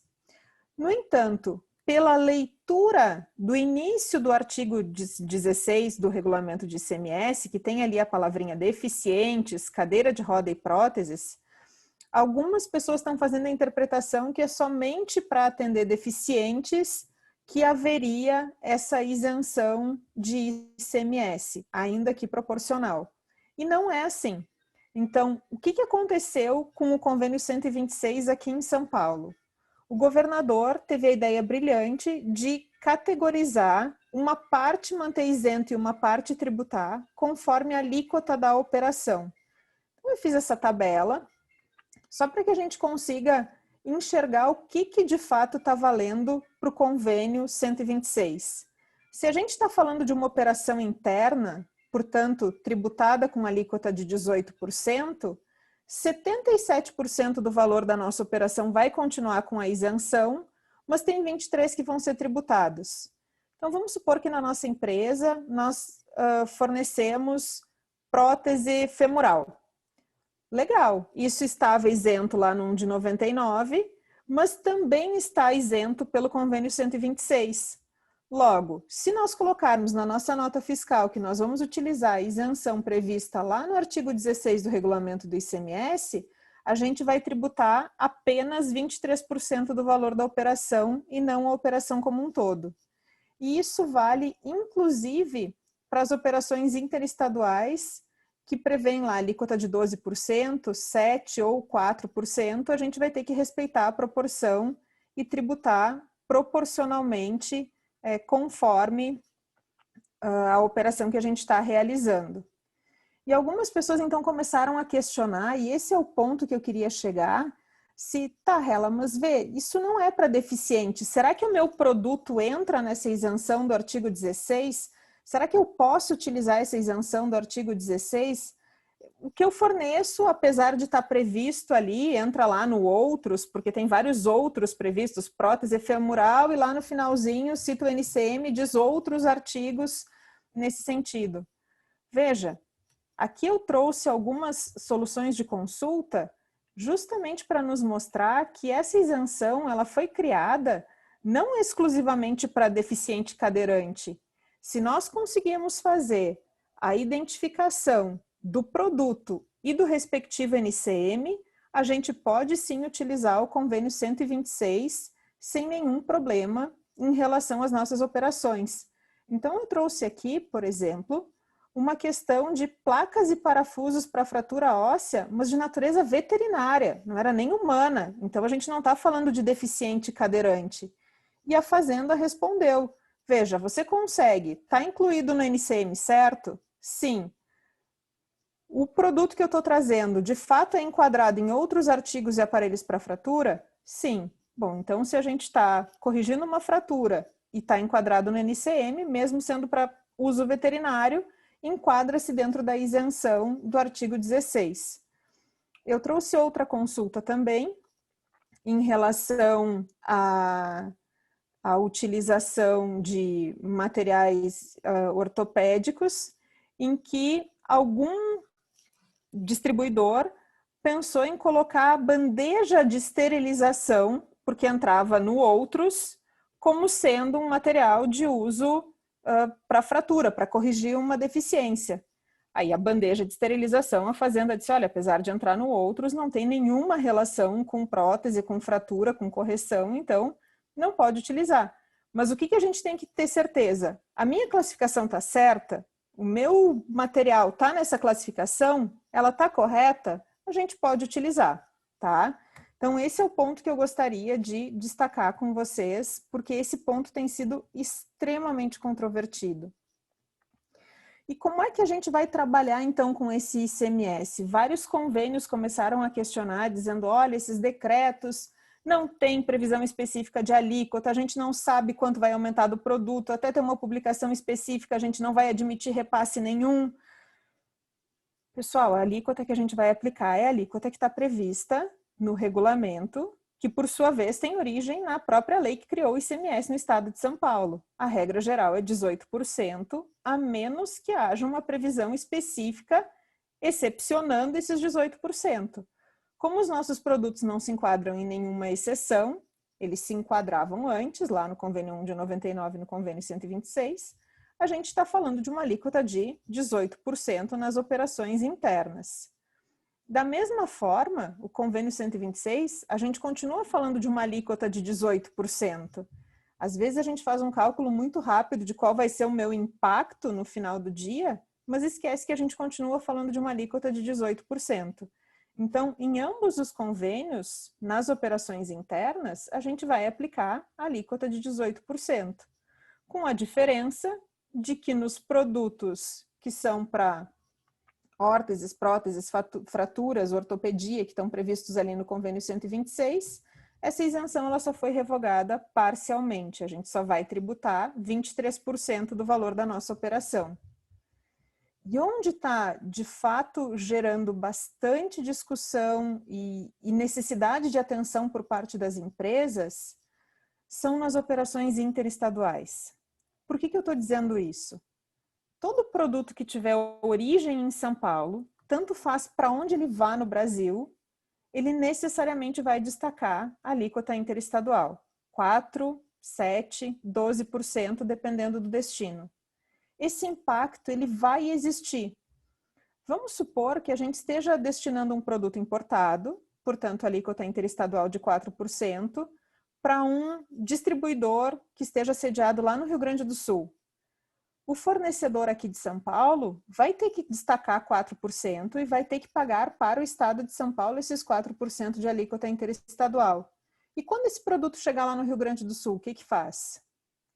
Quando esse produto chega lá no Rio Grande do Sul, a gente tem que olhar o regulamento do estado do Rio Grande do Sul e ver se a empresa que recebeu o produto pode ou não manter esse crédito que está indo junto com o produto. Porque a regra geral é que a gente tenha que estornar o crédito caso a operação subsequente seja isenta. Mas cada estado pode fazer uma previsão diferente porque os estados estão autorizados a admitir a manutenção do crédito quando proveniente de produtos do 1 de 99. Então, a gente tem que olhar estado a estado para onde o produto está sendo destinado para ver se a empresa vai ter que estornar o crédito ou se ela está autorizada a manter o crédito. Vejam que complicado isso. Na medida contrária, quando nós estamos em qualquer lugar do Brasil, e nós precisamos faturar para um CNPJ de São Paulo, que seja não contribuinte, um plano de saúde que esteja aqui em São Paulo, e são muitas as vezes que nossas empresas são chamadas a fazer isso. A empresa pode estar em qualquer lugar do Brasil, foi atender uma cirurgia, o convênio do paciente era um convênio cujo CNPJ é aqui de São Paulo, regra geral, a gente vai emitir a nota para o convênio do paciente que está aqui em São Paulo. O que vai acontecer com isso? A gente vai ter que destacar o DIFAL e pagar DIFAL aqui para São Paulo. Como é que a gente vai calcular o DIFAL? A alíquota do destino, que é 18%, menos a alíquota interestadual. E isso vai nos colocar na situação de fato, ter que olhar caso a caso e ir ajustando a parametrização dos nossos sistemas, porque nessas operações interestaduais existe uma tendência bastante grande da gente acabar descuidando de alguma coisa, e seria bem importante nós mantermos atenção nisso, tá? E assim, vamos chegar nas nossas liminares. Essas liminares estão dando bastante problema. Eu vi que tem várias perguntas que chegaram aqui. Mas eu não consigo arrastar isso aqui de lugar para ver a pergunta. De liminar, você quer que eu leia para você as perguntas? Eu consigo ler aqui e vou responder ao vivo, tá? Vamos lá. Tá bom, ótimo. Antes de falar aqui das nossas liminares, aí a gente organiza o que é assunto de liminar daqui para frente. Procurei passar bem rápido pelos outros pontos que assim, já eram matéria velha, mas que a gente precisa ter isso em mente. E vamos lá. O Marcelo pergunta, é recomendado o fornecimento em acordo com o cliente a venda sem destaque de ICMS e em caso de queda da liminar, o distribuidor proceder à cobrança do ICMS em nota fiscal complementar? Marcelo, eu não vejo fundamento para nota fiscal complementar nesse caso. E mais do que isso, vamos supor que essa liminar dure 2 anos. Durante esse período de 2 anos em que a nossa empresa não vai estar destacando o ICMS, a Cefaz pode fazer o lançamento, chama lançamento preventivo de decadência, para garantir o crédito desse ICMS. Então, ela já vai estar lançando isso. A gente já tem a dívida do ICMS, a nota fiscal do produto já foi emitida. Nós vamos ver que quando cai uma liminar como essa, a gente tem um prazo de 30 dias para fazer todo o pagamento do ICMS de todas as operações que foram realizadas ao longo do período em que a gente deixou de recolher com base em liminar, valor este devidamente corrigido. Se nós não fizermos o pagamento em 30 dias, além de nós devermos o valor do ICMS corrigido, a gente ainda vai pagar multa de ofício aqui para o Estado. E dependendo da nossa escrituração, essa multa pode ser 50%, 80% ou 100% do valor devido. Então, essa é uma conta estratosférica. Logo, eu não vejo fundamento para a emissão de nota fiscal complementar, porque o valor do ICMS já está atrelado à nota que foi anteriormente emitida. Depois, o Fernando Piton pergunta, como comprador interestadual de produtos produzidos ou importados por São Paulo, devo me aproveitar do crédito de ICMS?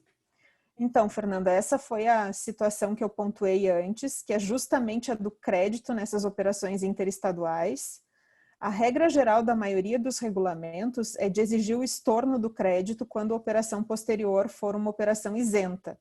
Dado que nos outros estados, o Convênio 1 de 99 e o 126 continuam plenamente válidos e eficazes, a gente precisa olhar o nosso regulamento de cada estado e ver se o estado de fato autoriza a manutenção desse crédito. Isso porque no próprio Convênio 1 de 99 tem uma previsãozinha ali logo no início do convênio que diz assim, os estados estão autorizados a não exigir que o crédito seja estornado. Mas se o estado está autorizado, é porque ele não é obrigado a fazer isso. Então a gente tem que conferir no regulamento de cada estado para ver se a gente é obrigado a estornar ou se pode manter o crédito daquele produto. Depois, a Juliana Ramalho pergunta, como funcionará o crédito de ICMS no Nordeste, já que a nossa operação subsequente é isenta? Bom, é a mesma resposta que foi dada. Agora, tem que olhar justamente dentro do seu regulamento, porque cada regulamento pode fazer a previsão da manutenção do crédito, mas a regra geral é que teria que estornar esse crédito de ICMS.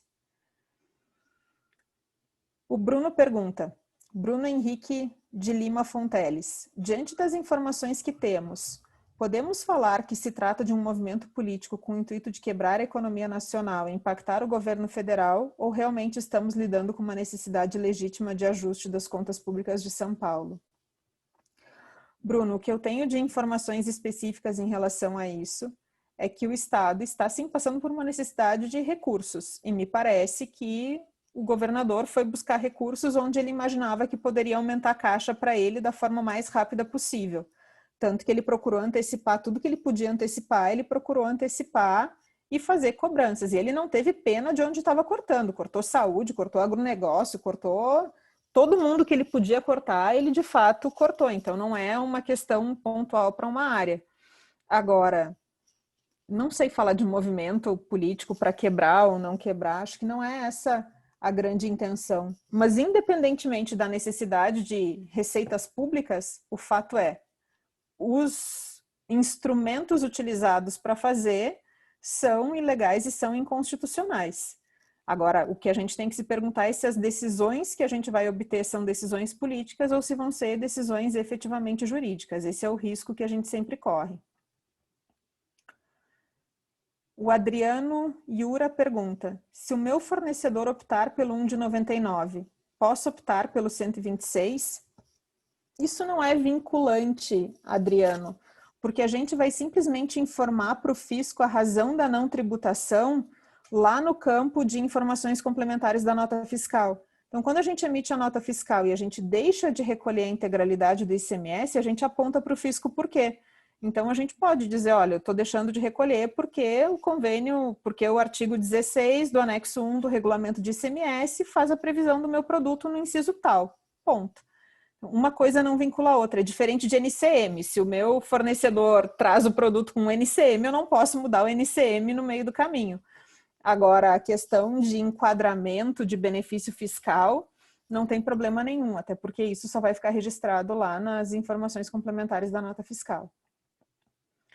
A Marcela pergunta, alguns despachantes aduaneiros estão afirmando que é possível liberar as importações até 31/3 sem ICMS de entrada. O destaque é só na saída. Algum parecer sobre esse tema? Marcelo, eu precisaria de mais informações para entender de onde saiu esse tópico. Desconheço qualquer coisa nesse sentido, pelo menos não me parece algo relacionado ao tema aqui dos decretos. Talvez seja... Vou pedir para o Marcelo mandar por e-mail mais detalhes e aí a gente vê se consegue depois, né?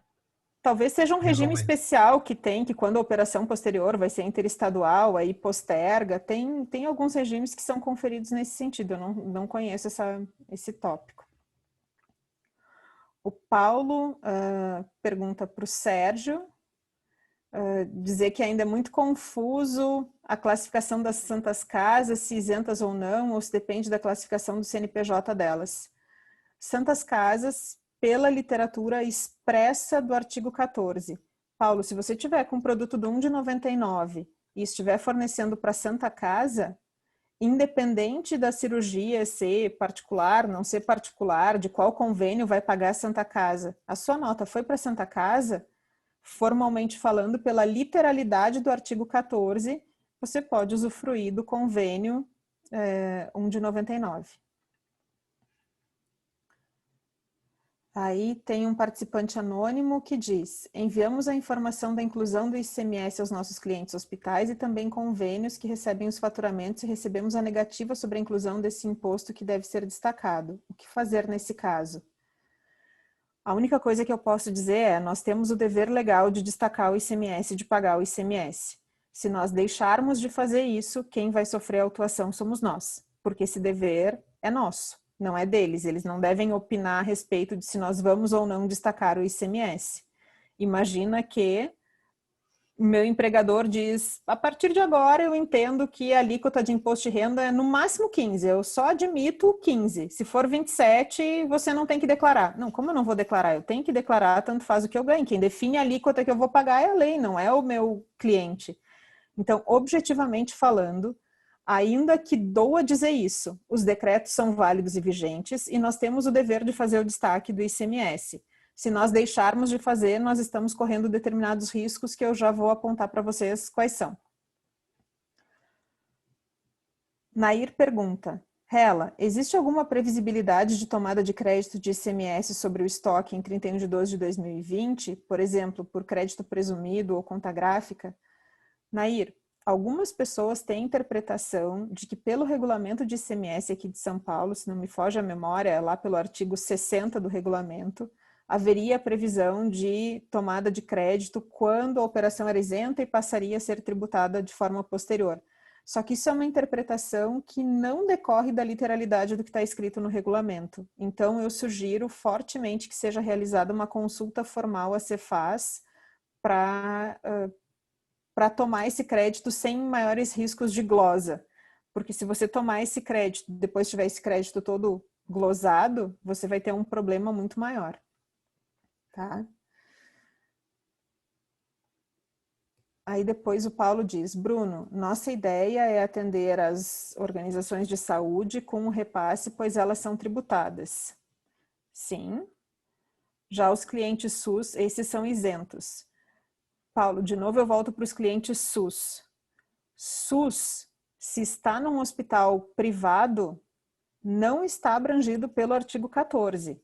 Eu sugiro que se faça uma consulta formal à Cefaz se você pretende não tributar essas notas, porque mesmo sendo SUS, o que o artigo 14 fala é hospital público, federal, estadual e municipal. Ele não fala SUS, ele fala hospital, operações destinadas a hospitais e santas casas. Tá? Existe uma prática de preço por pacotes no trauma. É comum faturar a placa com os parafusos inclusos no preço da placa. Como proceder face à necessidade de tributação dos parafusos? Não sei responder isso, Paula. Aí tem que organizar a nota fiscal e separar os itens. Fecha o valor do pacote, mas separa os itens. As empresas sediadas em outros estados terão uma vantagem enorme de vender para São Paulo. Sim e não, porque mesmo as empresas sediadas em outros estados vão ter que recolher o DIFAL, né?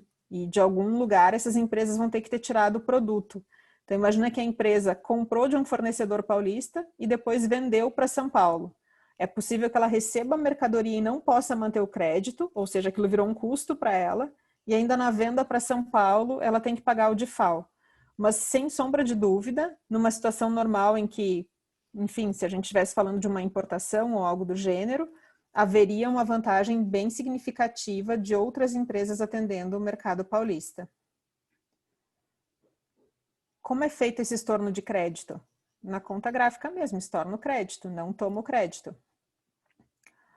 Ainda sobre as necessidades de receita do Estado, o Fábio Miranda pergunta, a União não está fazendo a reposição das perdas de arrecadação do Estado em função da pandemia? Qual o verdadeiro problema?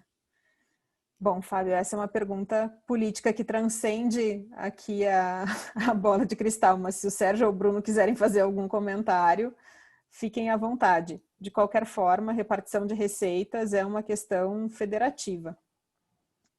Eu só vou fazer um comentário, Rela, assim, Fábio, o que a gente tem visto, eu também não sei te dizer porque eu não tenho essas informações, o detalhe, a gente pode até buscar, porque é uma questão interessante e depois se responde. Mas o fato é que todos os estados, assim como o governo federal e os municípios, gastaram muito por conta da pandemia, né? Seja para comprar respirador, para comprar teste, para comprar equipamento de proteção individual, seja por conta de auxílio emergencial, renda básica, o que quer que seja, os estados gastaram demais. E por conta disso que está desencadeando esse movimento de vários estados e municípios, até do governo federal, de fazer esses ajustes, né? Então, eu acho que existe sim um repasse, mas até eu estava por uma live que eu participei no ano passado sobre reforma tributária, parece que no ano passado o crédito extraordinário que o governo federal abriu para a pandemia foi de 41 bilhões. Não dá para a gente saber o quanto foi repassado ou não para os estados, entendeu? Mas o fato é que, independente disso, não tem dinheiro, né? Gastou-se mais do que arrecadou e aí os estados, cada um à sua maneira, está tentando fazer os ajustes e São Paulo está fazendo dessa forma que a gente está aqui discutindo, né? Então é isso. E aí, Hela, eu não sei se Eu já posso pegar a segunda aqui que eu estava lendo, que é, Vai lá. nas últimas conversas entre a Braid e o governo, quais os próximos passos? Eles ainda estão avaliando alguma possibilidade? Qual o sentimento da Braid? Há esperanças reais? Foi apresentada alguma contraproposta com aumento parcial dos impostos? Bom, Bruno, é boa pergunta. Quando a gente insistiu na via da negociação, a gente fez isso porque o governo abriu espaço para a gente fazer isso, né? Então, desde o início, quando a gente buscou o diálogo lá com o governo disse, olha, vamos ouvir, a gente já fez as apresentações, tudo. E quando a gente conseguiu chegar, por exemplo, no vice-governador, o próprio governo falou assim, olha, façam uma proposta, né? A primeira proposta que a gente fez foi, queremos manter a alíquota zero. O setor não tem condição de assumir nenhuma outra alíquota que quer que seja.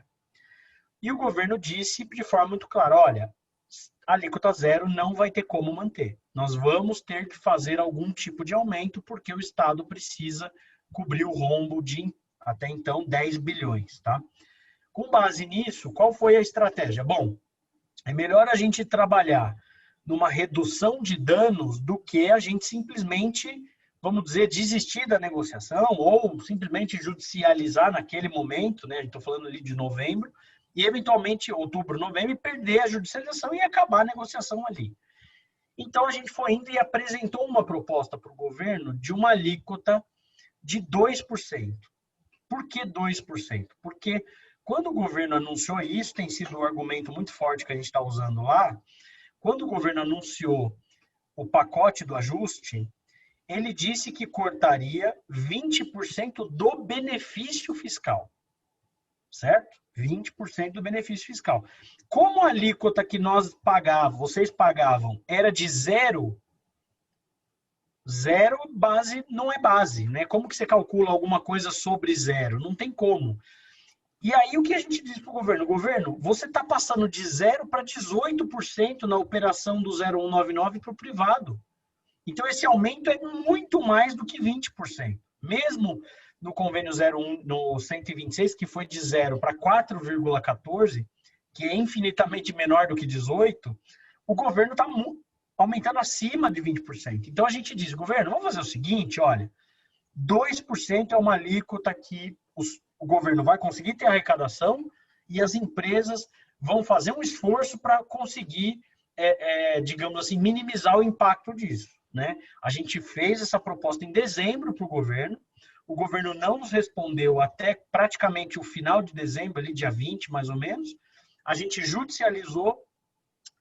Agora, na primeira semana, o governo voltou a conversar com a gente foi hoje de novo, como eu disse, numa reunião na Secretaria de Desenvolvimento Regional, e o que eu tenho para dizer para vocês, aí é uma visão pessoal, não sei, o Sérgio também está participando bastante das reuniões, pode dar a opinião dele também depois, eu acho que, eu já tinha, essa percepção era desde o início, as chances da gente reverter isso sempre foram baixas. Por quê? Porque o governo, no final das contas, é quem tem a caneta na mão, ele faz aquilo que ele quiser.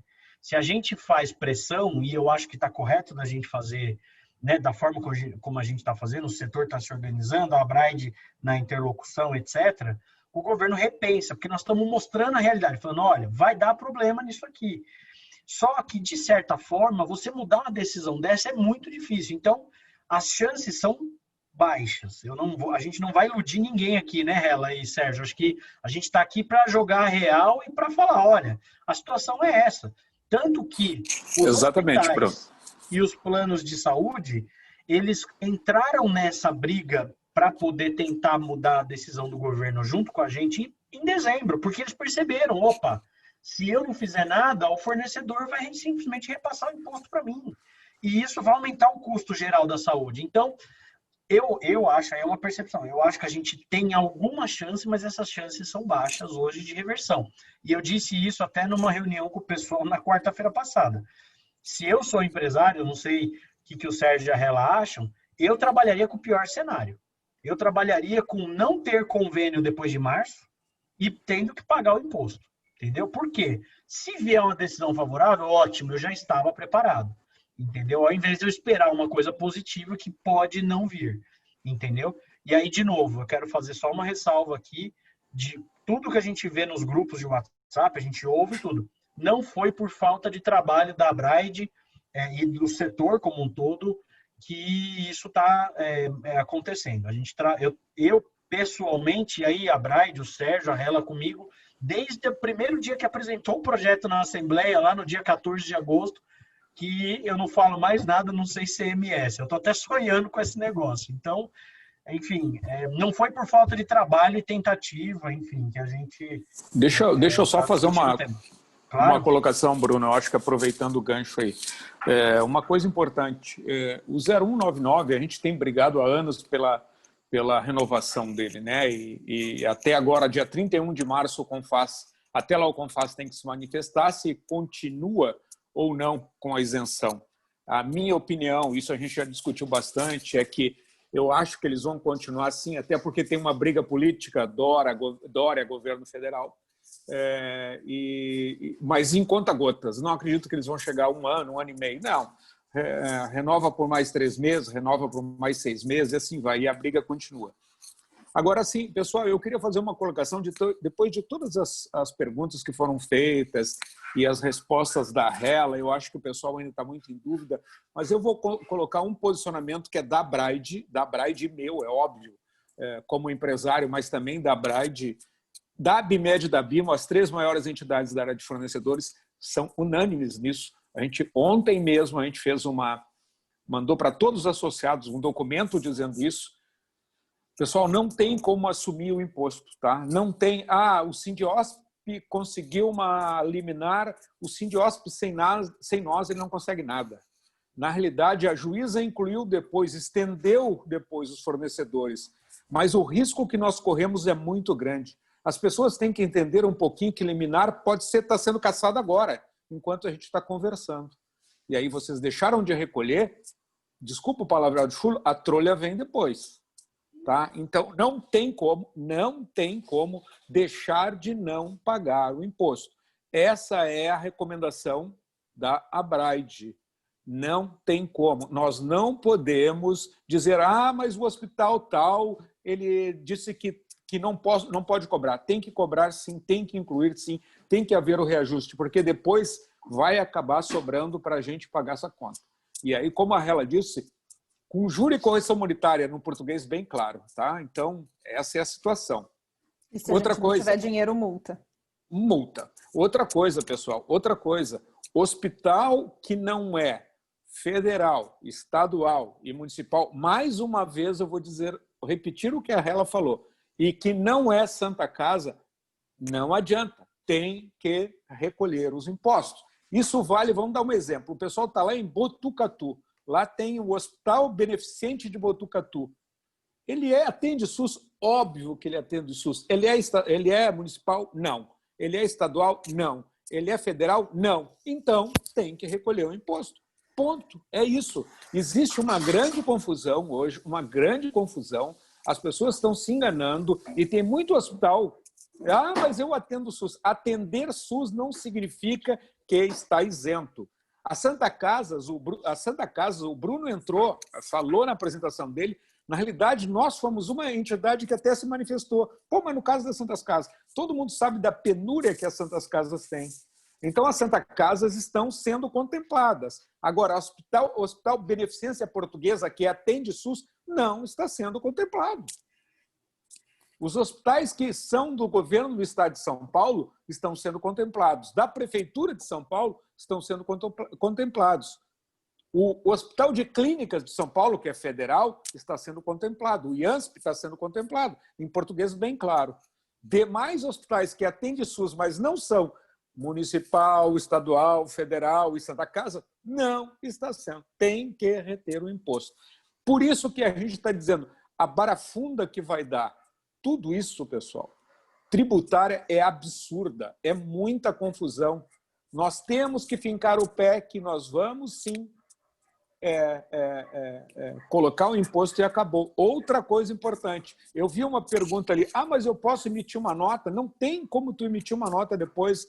E outra coisa, vocês acham que se amanhã cair essa liminar, o hospital vai te pagar aquilo, vai te devolver o imposto aquele que tu pagou?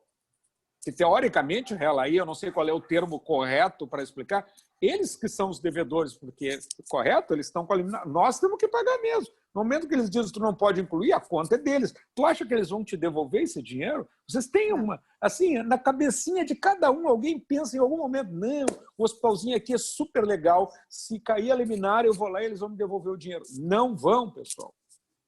Há 41 anos que eu estou nessa área, eu nunca vi uma coisa como essa. E não vai ser agora que a gente está, né, vendendo o almoço para pagar a janta. Então, pessoal, cuidem disso, cuidem. Sérgio, eu vou aproveitar então o gancho e vou falar especificamente das liminares, aí depois a gente volta para as perguntas que estão ali no quadro de perguntas, tá? O que nós temos? Em 2 processos foram concedidas liminares, uma para o Sindosp, uma para a Abramed. Em ambos os casos, a liminar foi concedida para os hospitais que são filiados do Sindosp e para as entidades que são efetivamente associadas da Abramed. Nessas ações, não ficou claro nas liminares se os efeitos são estendidos para novos associados ou não. Logo, primeira coisa que a gente precisa entender é: a liminar ela é proferida para aquela pessoa que entrou com ação contra outro alguém. Esse outro alguém é a autoridade coatora que eles apontaram. Eu vou chamar aqui de Estado de São Paulo, mas é lá o diretor do CAT, etc. Então, tem a Fazenda de um lado e tem o sindicato e a Abramed do outro. Esses 2 são as partes no processo. A liminar que foi proferida, ela foi proferida obrigando a Fazenda a não cobrar o ICMS destas pessoas, dos impetrantes.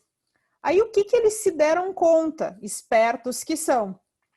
De nada adianta eu ter uma liminar que diz que eu não sou obrigado a pagar ICMS se o pessoal que me vende continua destacando ICMS. Então, eles fizeram um pedido de aditamento dessa liminar, dizendo que a liminar seria inócua, que não teria efeitos, se os fornecedores não estivessem abrangidos pelos efeitos dessa liminar. Ou seja, se eles não tivessem abrangidos por essa obrigação da Fazenda de não cobrar o crédito tributário. Então, a Fazenda fica de mãos atadas. Ela vê a operação acontecendo, mas ela não pode cobrar. Logo, nós não estamos desrespeitando uma ordem judicial quando a gente emite uma nota fiscal destacando o ICMS. Por quê? Porque o hospital, ele é o consumidor final. Ele não é contribuinte de ICMS, ele não tem que prestar contas ao fisco. Se a liminar cair, se a decisão dele for improcedente por qualquer motivo, quem vai ter que pagar essa conta somos nós. Então, quais são os riscos que efetivamente nós temos que prestar atenção? Primeiro, mesmo com essas liminares que foram proferidas, os decretos estaduais continuam em vigor. O 1 de 99 foi, sim, restringido exclusivamente para hospitais públicos e santas casas, e o 126 passou a trabalhar com uma isenção proporcional. Esses decretos estão em vigor, essa liminar não acabou com os decretos.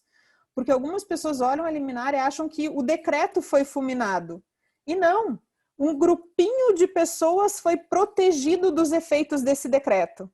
É só isso que a liminar fez, tá? Então, primeira coisa que a gente tem que ter em mente é: esses decretos continuam existindo e durante todo o período que eles existirem, eles potencialmente estão produzindo efeitos. Segundo ponto, houve sim uma extensão dessas liminares para dizer que a Fazenda não poderia cobrar de nós, fornecedores, o ICMS, caso a gente não destacasse o ICMS? Sim, isso aconteceu. Agora, isso é um direito que a gente pode ou não utilizar. Mas nós não somos obrigados a deixar de destacar o ICMS, porque nós temos uma relação para com o fisco. O fisco exige que a gente faça o pagamento desse ICMS. Logo, nós, fornecedores, somos os contribuintes de direito. Nós vamos ser chamados a pagar essa conta de ICMS caso a liminar deles venha a cair. E eu digo para vocês o seguinte, e digo enquanto advogada de muitos distribuidores: os decretos do Dória são ilegais e são inconstitucionais. Eles violam o convênio, eles violam a Lei Complementar 24, eles violam o artigo 155 da Constituição, Tem inúmeros motivos para que, de fato, esses decretos venham a cair. Agora, enquanto advogada, eu também digo para vocês, consumidor final não tem legitimidade para pleitear, por exemplo, restituição de indébito tributário, para dizer que ele não tem que pagar ICMS. Ele não tem essa legitimidade, porque de quem o ICMS é exigido somos nós. Logo, no processo que nós temos hoje, ou nos processos em que nós temos essa extensão de efeito dessas liminares, nós temos os contribuintes de fato dizendo que eles não querem pagar esse ICMS. Mas eles não estão correndo o risco da decisão que eles obtiveram. Quem está correndo esse risco somos nós. Então, infelizmente, nós estamos no pior dos cenários. Porque o hospital quer olhar para nós e quer dizer, eu não vou aceitar pagar ICMS porque eu já consegui até uma liminar, então não vem repassar para mim esse custo. E do outro lado, a fazenda dizendo, claro, querido, deixa de destacar o ICMS, eu vou fazer aqui o lançamento para evitar decadência. E o que vai acontecer? A nossa CND vai ser prejudicada. É a nossa CND que vai ser prejudicada, de forma imediata, porque a Fazenda pode fazer o lançamento desse débito tributário. E isso começa a impactar as nossas operações. Além disso, por se tratar de ação coletiva, a gente tem que ter certeza, checar 1000 vezes antes de deixar de destacar o ICMS, que o hospital que veio apresentando a liminar para a gente, de fato, está abrangido por aquela decisão.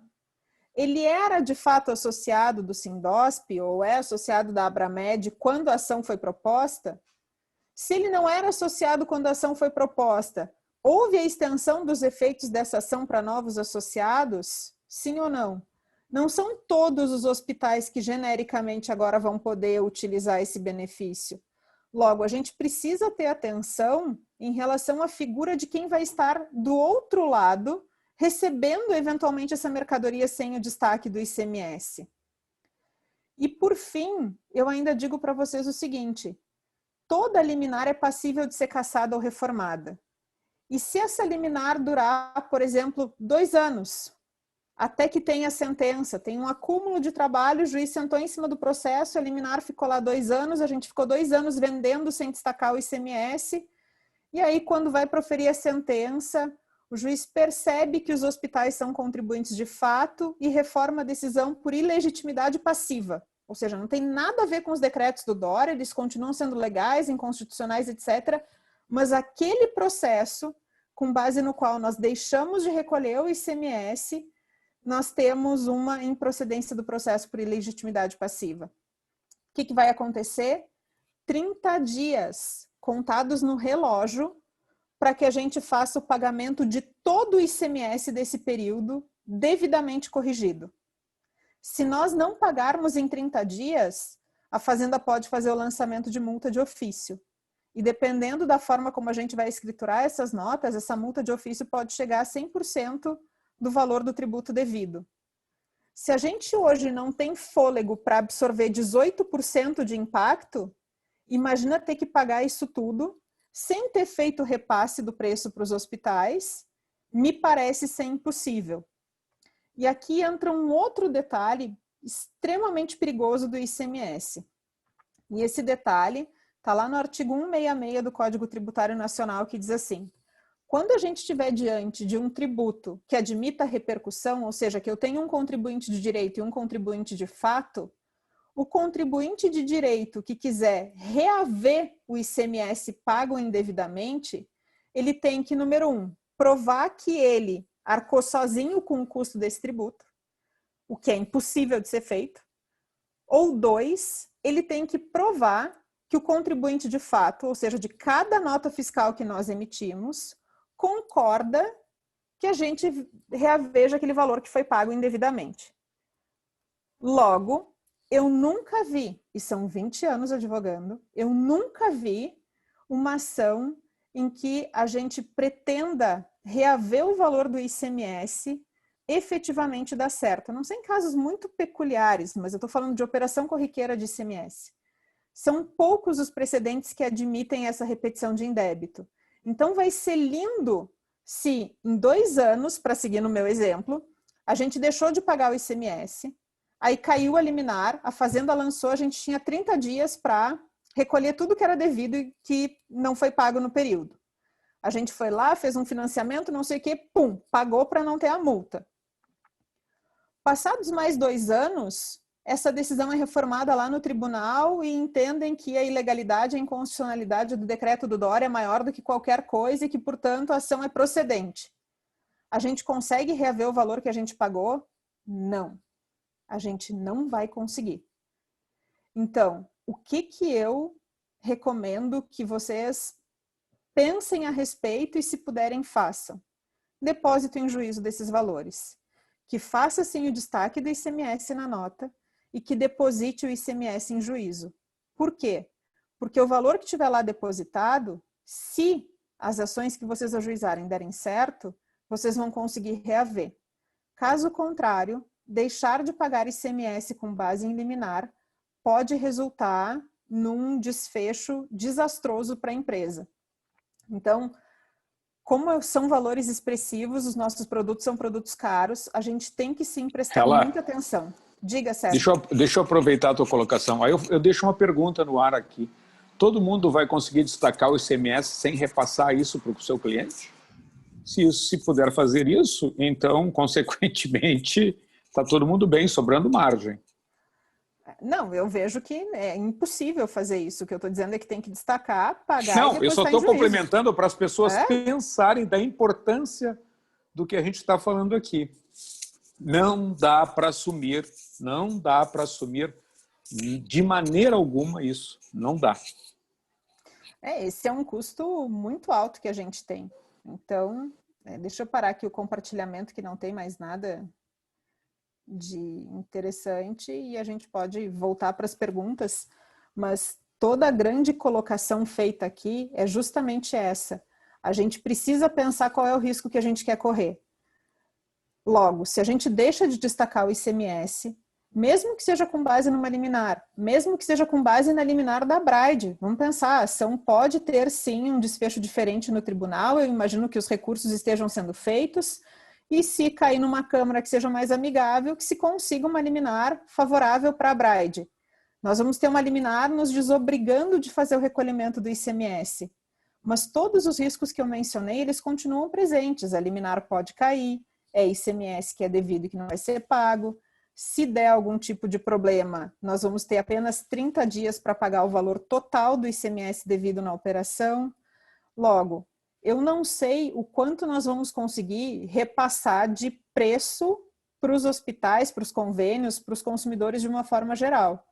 Mas uma coisa eu tenho certeza, se nós não repassarmos preço e se por algum motivo a decisão que embasa o nosso não pagamento vier a cair, a gente tem uma bola de neve impossível de ser paga. Então, a minha sincera sugestão, nesses casos envolvendo discussões de ICMS, pode ser esse caso, pode ser o caso que discute a própria inconstitucionalidade do DIFAL. Pessoal, com ICMS a gente não pode brincar. Inclusive, pode ser considerado crime o não recolhimento do ICMS. Então, a gente precisa ter cuidado no que diz respeito a ICMS, tá? Pessoal, uma colocação. Foi postado, acho que foi no Twitter, do CEO da UTH aí, que ele achava absurdo os fornecedores estarem querendo repassar o valor do ICMS, já que o Sindiosp havia ganho uma liminar dizendo que não precisava e que nós havíamos sendo atendidos também por extensão. A gente mandou uma resposta feita pela Hela, subiu no nosso LinkedIn, né, Bruno? Feita pela doutora Hela ontem à noite mesmo. Isso posteriormente vai ser encaminhado possivelmente para todos os convênios, a explicação de tudo isso que a Hela está dizendo aqui em sucintas palavras de por que a gente não tem como não repassar e não tem como não destacar o ICMS. Ok? Então, assim, vocês têm que ter na cabeça de vocês. Claro, cada um, eu sou um distribuidor como vocês são. Cada um faz a gestão da sua empresa. Agora, o risco, cada um corre, o risco é aquele que quiser correr. Porém, o risco é muito grande nesses casos da emenda ficar pior que o soneto. Tá? Então, posteriormente, todos nós sermos agraciados com pequenas multas e etc, por parte aí de todas da belíssima Secretaria da Fazenda do Estado de São Paulo e desse gênio da Fazenda que tem aí junto com esse gênio desse governador também. Enfim, é uma questão de assunção de risco, né, Sérgio? E isso precisa ser bem ponderado, porque não é que tem uma liminar que a gente tem um salvo-conduto. Eu acho que, no mínimo, a gente tem que refletir a respeito. Exato. E uma outra coisa, Bruno, desculpa, Bruno, só para aproveitar, não esqueçam, pessoal, que um dos maiores, pelo motivo pelo a gente está brigando muito até agora, é o seguinte: essa moda começa a pegar em outros estados, né? Então, assim, pensem bem, se o estado de São Paulo, o estado mais rico da União, 38% do PIB do Brasil está aí. Rico está fazendo isso, imagina os pobrinhos. Então, ou seja, essa moda pode pegar ligeirinho. Então, por isso que a gente está batendo, por isso que a gente está brigando. Aí, constitucionalidade, eu concordo plenamente, a Hela já afirmou isso aqui, só que é aquela história, infelizmente, nosso país é política pura.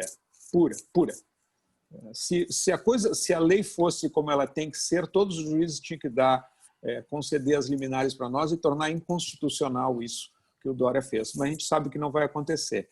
Então, por isso que muitas vezes lá a doutora Simone aceita a liminar lá do Sindiosp, lá da outra empresa que colocou também, porém, o doutor Bruno Bezerra, lá, o senhor ilibado juiz, não aceita. Então, é assim que funciona política. Ou vocês acham que o governador de São Paulo não chamou todo mundo e disse, olha, vai enxurrar aí, vai ter uma enxurrada aí de liminares. Deem uma olhadinha com carinho nisso aí, não precisa dizer mais nada. Só essa colocaçãozinha assim já serve. Pois é. E uma outra coisa que eu acho que vale a pena ressaltar, né, Sérgio, até considerando o que foi colocado ontem no LinkedIn pelo pessoal da UHG lá, a Abraid está na função dela enquanto associação de emitir os seus pareceres e as informações para deixar o seu associado ciente de toda a situação. A gente faz recomendações com base naquilo que vai ser melhor. Se a empresa vai seguir ou não vai seguir, isso é uma decisão individual de cada um, e até eu falei isso no início. Nós não temos poder de polícia e nem podemos fazer nenhum tipo de imposição no mercado. A gente traz recomendações daquilo que está escrito no decreto, na lei, o que está escrito nos códigos e toda a legislação tributária ou civil, etc., na Constituição Federal, para poder mostrar. Por quê? Porque é óbvio que numa situação como essa, cada um vai defender o seu interesse. O hospital, ele não quer pagar o produto mais caro, o plano de saúde também não quer. Então, eles vão dizer, olha, fornecedor, não precisa pagar o ICMS, porque eu consegui uma liminar aqui. Então, nesse sentido que a gente traz todos os riscos e tudo que está envolvido em relação a isso. Não é uma situação fácil, né? Tem muita interpretação diferente, por exemplo, dos próprios advogados, tem advogado que interpreta outras coisas.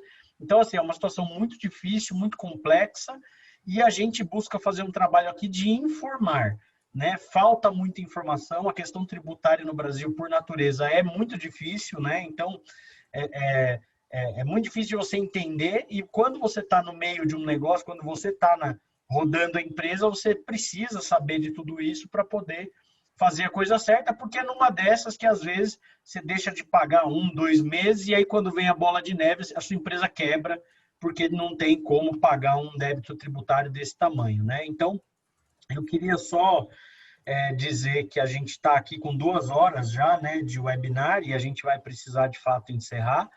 Eu deixei aqui, compartilhei a tela por causa dos e-mails aqui. Então, a gente tem o e-mail de atendimento, a gente tem o e-mail de consultas para quem é associado e quer encaminhar aqui, através do e-mail de consultas que a gente faz todo o suporte jurídico, tá bom? Tem o e-mail da secretaria, tem o WhatsApp, que é esse número que está aqui em negrito, tem as redes sociais, tem o nosso site. Esse vídeo, para quem não sabe, vai ficar disponível no canal do YouTube da Abraid, tá bom? Então, depois vocês podem acessar lá, ele está gravado, esse webinar, e assistir de novo, enfim, repassar toda a parte das dúvidas. As pessoas que mandaram aqui, eu estou vendo que tem 49 aqui perguntas, infelizmente não vai dar tempo da gente responder todas agora, então o pessoal que está aqui, o pessoal da Abraid, já pegou todas as perguntas, depois a gente vai encaminhar para a Hela e ver se a gente consegue fazer aí um mutirão de respostas, Hela, depois para isso, né, para os associados. E para quem eventualmente ficou com alguma dúvida, quer saber mais um pouco do nosso trabalho da Abraid, quem quiser, depois que passar a pandemia, quiser ir lá na nossa sede em São Paulo tomar um café, está à disposição. Quem precisar de alguma outra reunião, alguma informação, nos avise. E é isso. Eu não sei, o Hella, Sérgio, querem fazer as considerações finais? Eu só quero fazer uma colocação final. O primeiro é, mais uma vez, agradecer a audiência aí. Batemos 201, né?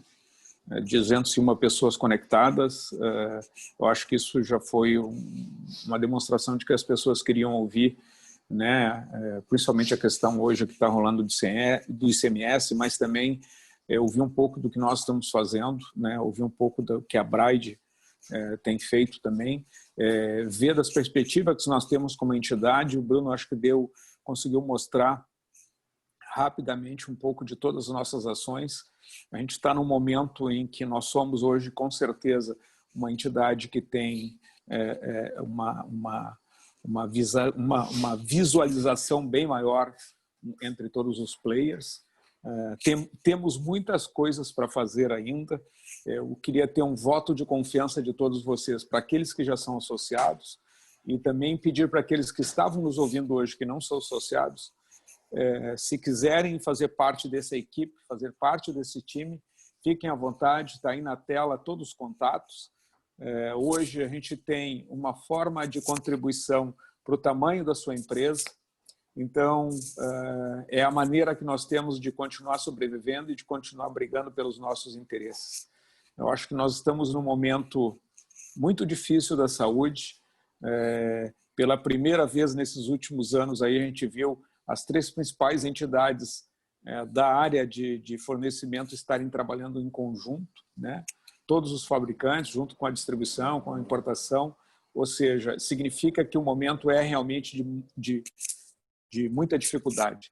E a gente está lá para auxiliar no que for possível e prestar todo e qualquer esclarecimento que for necessário, claro, dentro das nossas limitações. Temos a doutora Hella, que nos ajuda. Aqui eu vou agora... Coitada da doutora Hella, eu acho que ela passa ultimamente só respondendo pergunta da Abraid, né? São 9h da noite, eu sei que ela tem 3 filhos, deve estar os 3 ali escondidos, ela está segurando eles assim com as mãos, estão atrás chamando mamãe, mas faz parte. Então, obrigado a vocês por terem ficado conosco essas 2 horas. A gente teria com certeza assunto para muitas horas a mais, mas eu acho que o tempo foi se esgotando e a gente está à disposição para o que for preciso aí. Obrigado, pessoal. Boa noite. Ela quer fazer algum comentário? Claro.